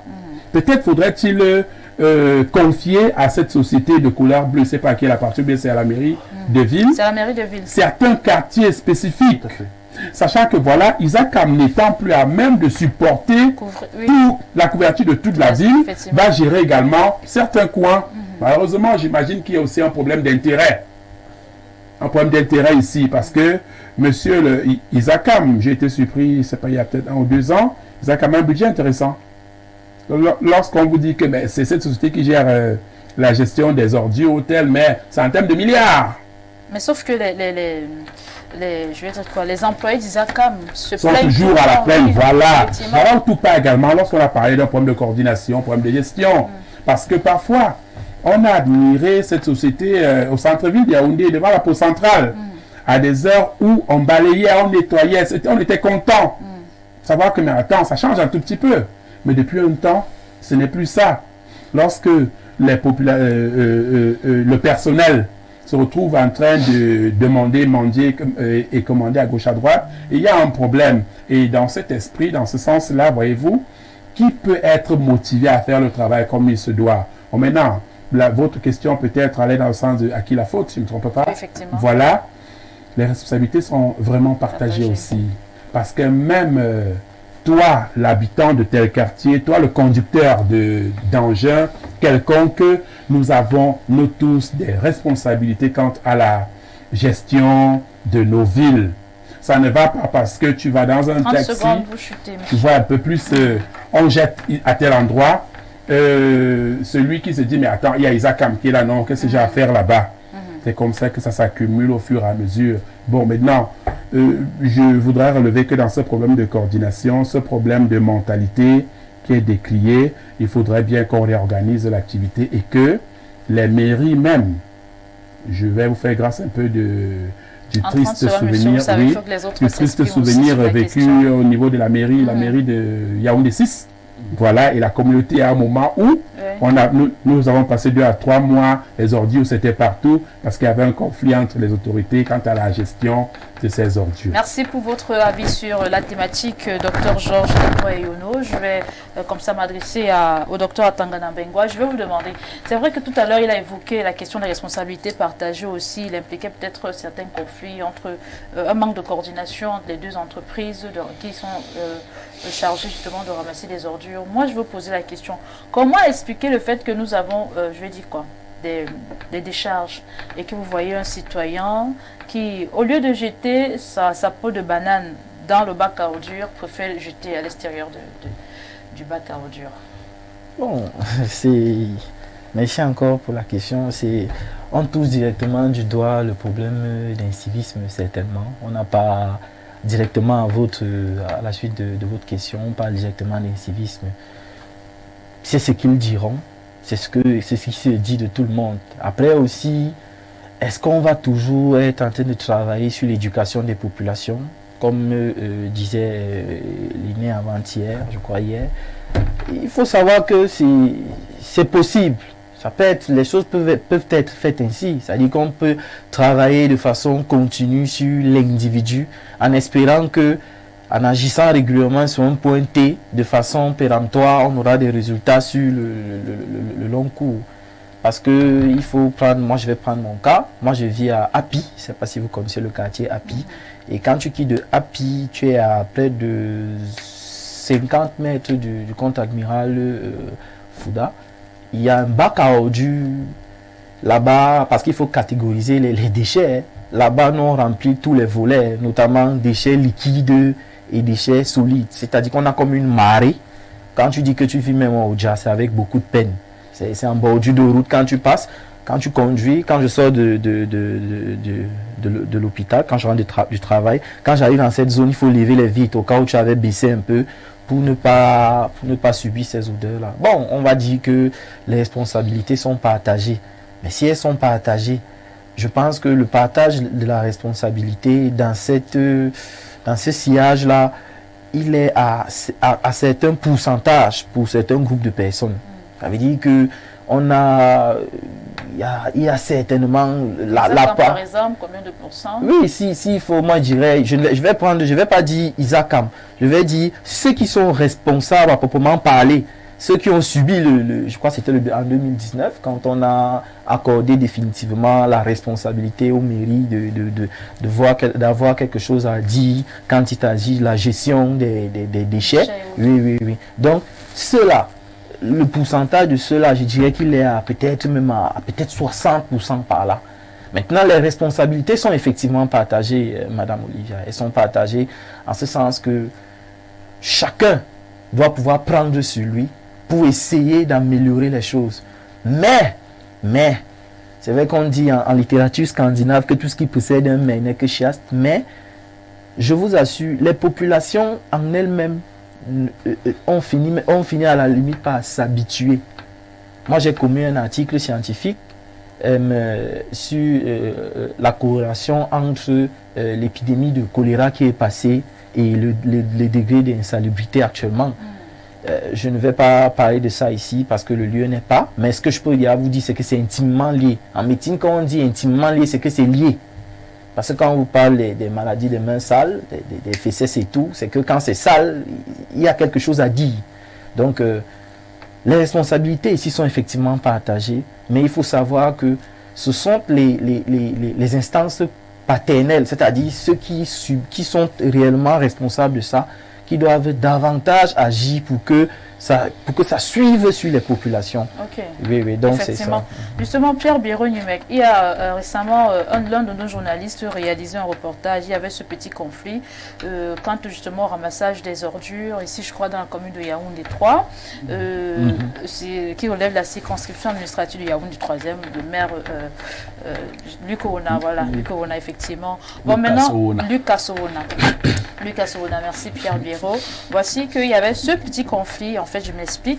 Le maire, je vais dire quoi, le ramassage des ordures était réservé, on peut dire sous la responsabilité du Yaoundé 3, et le maire lui estimait que c'est lui qui devait ramasser des ordures. Et puis on a vu des immondices, le maire de ville effectivement, on a vu des immondices qui ont fait, je crois que c'est Ambara qui avait fait le reportage. Est-ce qu'il n'y a justement pas lieu de relever, si seulement il y avait eu effectivement cette effectivité de la décentralisation? Je voudrais d'abord revenir rapidement sur les responsabilités partagées. Le médecin vous a dit qu'on mélange les ordures liquides avec les ordures solides.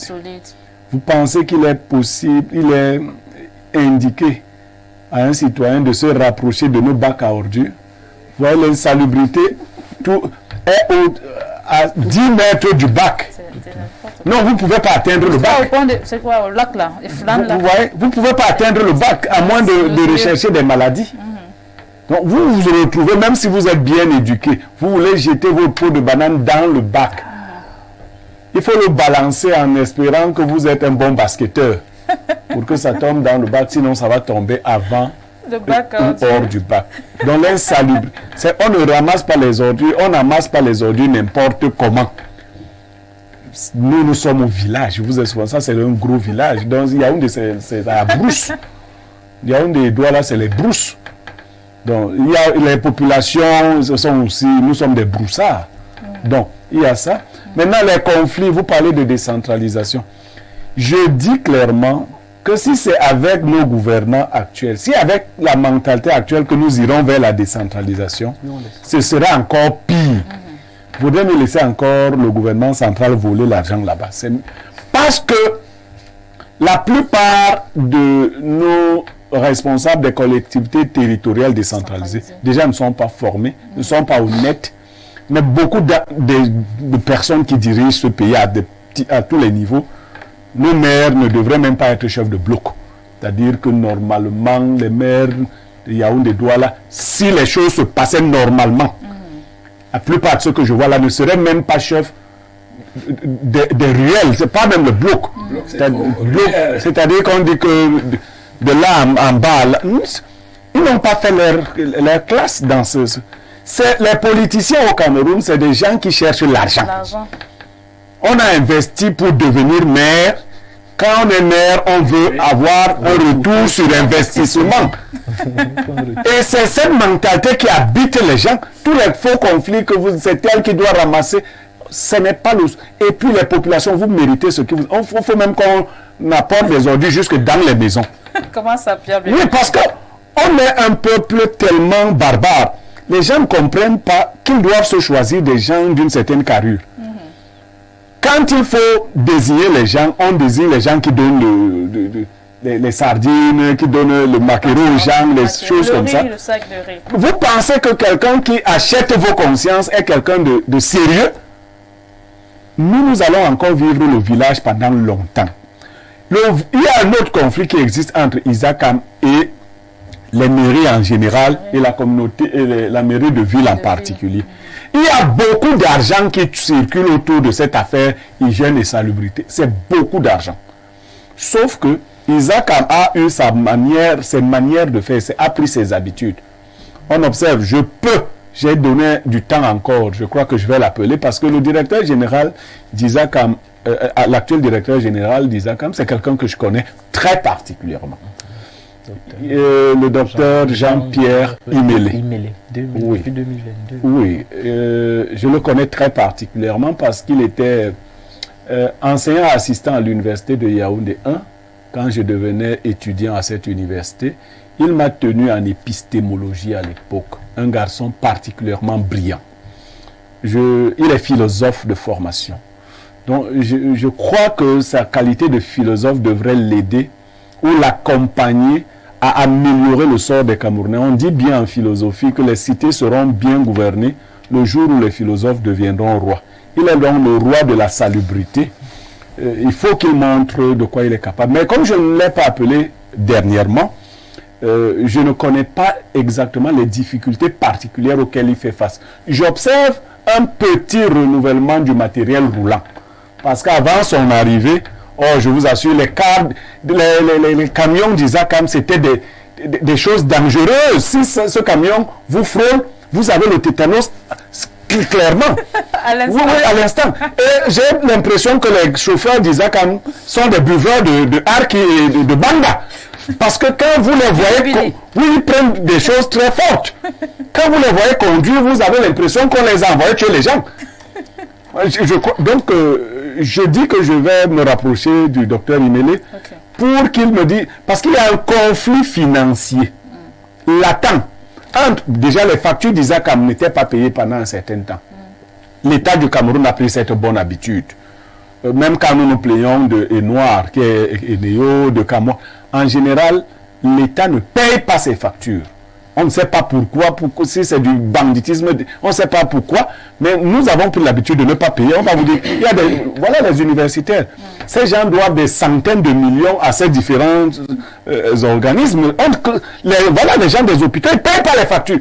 L'État ne paye pas, c'est du voyoutisme, on ne paye pas les factures. De sorte que quand vous êtes partenaire à l'État du Cameroun, vous souffrez. Vous fournissez le service et les factures ne sont pas payées. D'ailleurs, on vous dit qu'on ne porte pas plainte à l'État. Donc, vous verrez donc, mais ça c'est un État voyou qui se comporte. Vous verrez donc qu'il y a beaucoup de problèmes, mais il faudrait qu'on voit le problème au fond. Sinon, les populations se meurent. Parce qu'on vous parle des maladies hydriques. On ne vous parle pas suffisamment des maladies que génèrent ces ordures, ces immondices. Mais il y a trop de maladies.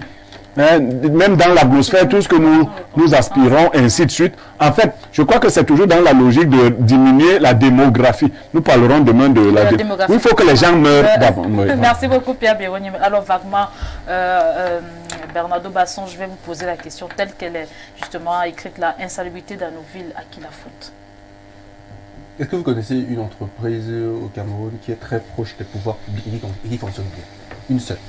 Moi, je connais quelqu'un qui a dit qu'il ne peut pas accepter les services de travail. Est-ce que vous connaissez une entreprise camerounaise qui est parapublique ou publique pas ma connaissance. Et qui fonctionne bien? Pas ma connaissance. Vous avez la réponse. Donc, Isaac n'a pas bien fonctionné. Mais ce n'est pas de sa faute.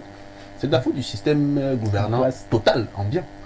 La question de l'insalubrité est beaucoup plus vaste que celle qu'on veut aborder. Parce qu'elle peut être biologique ou chimique, l'insalubrité. Quand on parle de la pollution de l'air, c'est une forme d'insalubrité. La pollution des eaux, la pollution des sols. Tout cela crée des conséquences graves qu'il va démontrer tout à l'heure. Maintenant, quand on parle des ordures, 3 choses à comprendre. La première, c'est que en 2017, Isaac avait un chiffre d'affaires officiel de 25 milliards de francs CFA. Il aussi, il a perdu 25 milliards en 2017, chiffre d'affaires. Et dans les pays sérieux, quand un secteur échappe au pouvoir public, on négocie des contrats de concession d'affermage. On impose une taxe. Les Camerounais souffrent tellement que nous imposer une taxe encore de 1000 francs sur la salubrité sera suicidaire parce que déjà, le carburant augmente chaque jour. C'est déjà fait. Dans les quartiers, les populations se débrouillent déjà seules. Donc vous voyez que techniquement, dans les pays sérieux, il y a une taxe sur la salubrité. Je sais de quoi je parle. Et donc là, les entreprises privées gèrent ce secteur et se rémunèrent à travers les fonds directement prélevés sur des ménages. Ce qui fait qu'elles ont une obligation en ceci qu'elles sont payées pour ce qu'elles font. Au Cameroun, songer à cela peut être problématique parce qu'on n'aura plus assez de contrôle pour voler les milliards du budget d'Isaka. Deuxièmement, au Cameroun aujourd'hui, on se rassure de ce que une entreprise comme Canal Plus laisse circuler des contenus LG, machin truc. Bon, désolé, sans mauvaise publicité. Mais on voit bien des programmes dans lesquels on met des signalétiques avec U18, U17. On n'arrive pas à créer un concept dans lequel on met juste le signalétique avec un enfant, une poubelle et le mouvement de GT. Ça peut intéresser. Sur les grandes affiches, on voit quelques-unes avec les ordures, etc. Mais ce n'est pas assez probant. Ce n'est pas assez manifeste. À l'école, les maîtres eux-mêmes, les enseignants aussi, à la fin des cours, tournent et urinent là au bord. Que copient les élèves? Vous voyez que bon exemple. Il parlait de l'éducation. L'éducation est là. On doit éduquer à tous les niveaux. À l'école, dans les ménages, à la télé, à la radio. On doit insister et marteler pour que cela se conçoive.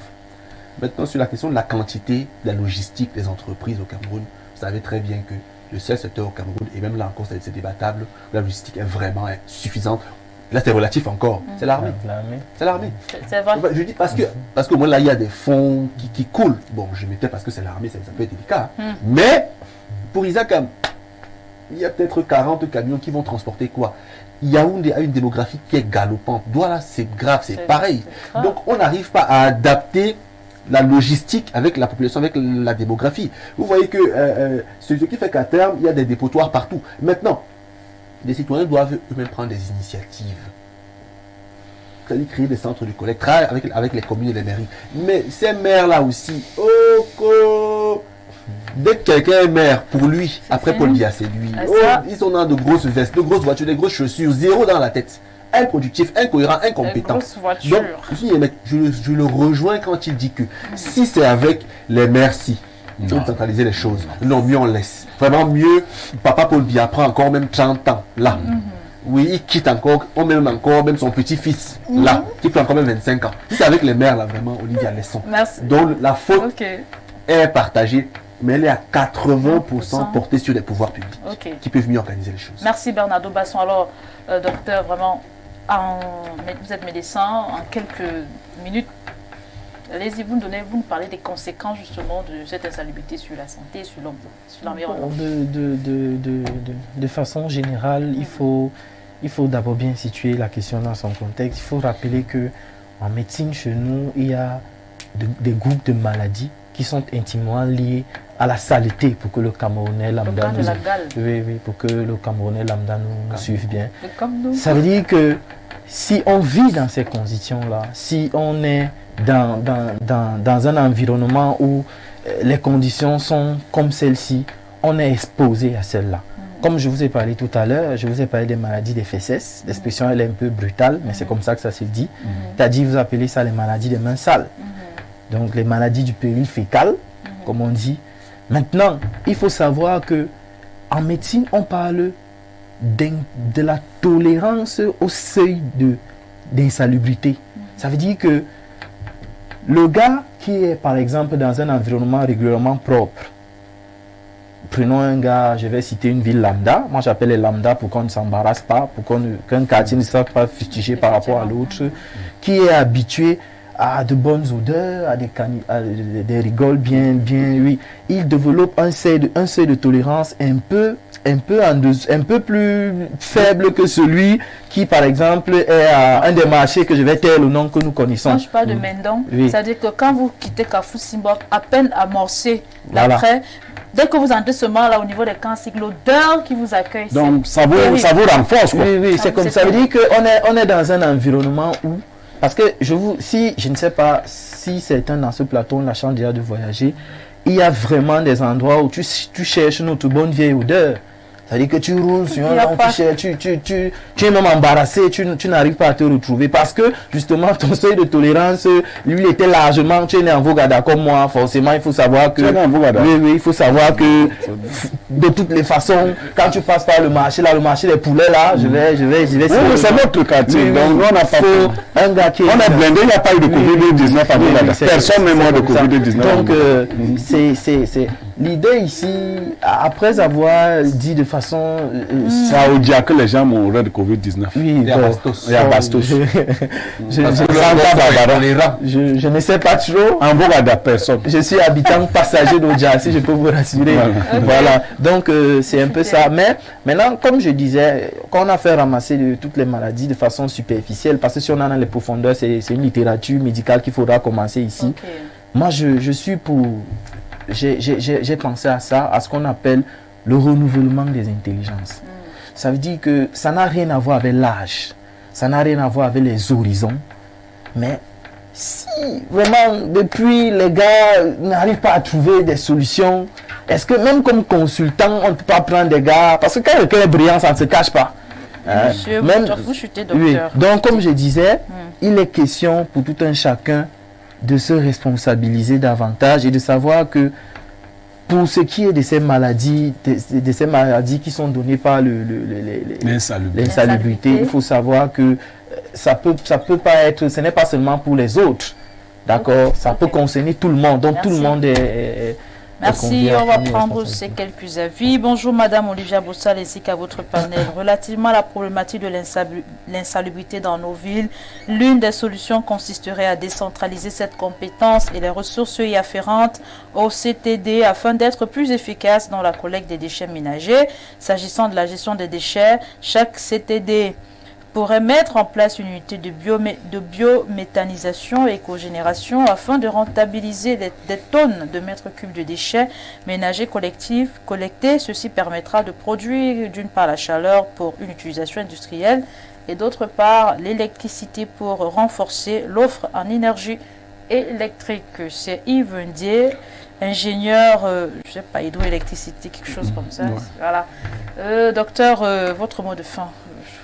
Merci, Docteur Georges et toi. Je voudrais avec votre permission relever justement que qu'est-ce qu'il y a lieu de faire ou bien que faut-il faire pour sortir de là. Je crois que dans un premier temps, comme l'ont dit certains de mes copanélistes, là, il faudra insister sur l'éducation, la formation. C'est la base de tout. On a beau décrier certains problèmes tels la corruption, la prostitution et autres, c'est la base qu'il faut sensibiliser les apprenants sur le bien fondé du respect des règles d'hygiène. La gestion des ordures est telle. Seconde proposition maintenant, c'est avec la marge de pouvoir due aux collectivités territoriales décentralisées de plus en plus, on devrait imposer aux magistrats municipaux dans leurs localités respectives une politique, un cahier de charge de gestion des ordures. Aujourd'hui, à Yaoundé, pour exemplifier, on va tirer un coup de chapeau à la mairie de Yaoundé 5e, qui a développé tout un parc d'enjeux de gestion de ces ordures. Imaginez-vous si un peu on avait des mairies avec une politique comme celle de Yaoundé 5, je pense que le problème de gestion ne se poserait pas tel que ça va là. Enfin, Olivia, je voudrais dire justement que oui, on devrait inviter justement avec des cahiers de charges à l'appui ces structures de gestion des ordures à respecter et en collaboration avec les mairies, on aurait de bons résultats. Bernardo Basson, votre conclusion? Non, le docteur n'est pas sérieux, de même que Yves Ndié là. Non, ils ne sont pas sérieux. Comment ça? Parce que si on fait tout ce qu'il suggère là, on va voler comment? Non, il faut être cohérent dans la vie. Si on permet, parce qu'il y a une biométhanisation, c'est un langage sûrement scientifique, ou alors système de cahier de charge. Donc, ceux qui veulent vivre comment? Non, vraiment, il faut attendre. Vous encouragez le vol? C'est moi qui me demande de voler. Quand ils veulent, ils demandent mon consentement.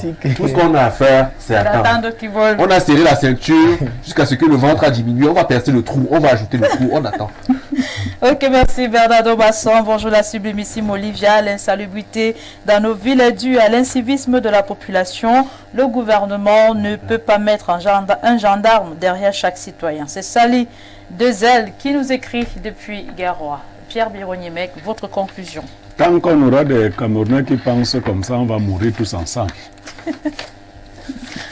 C'est votre conclusion?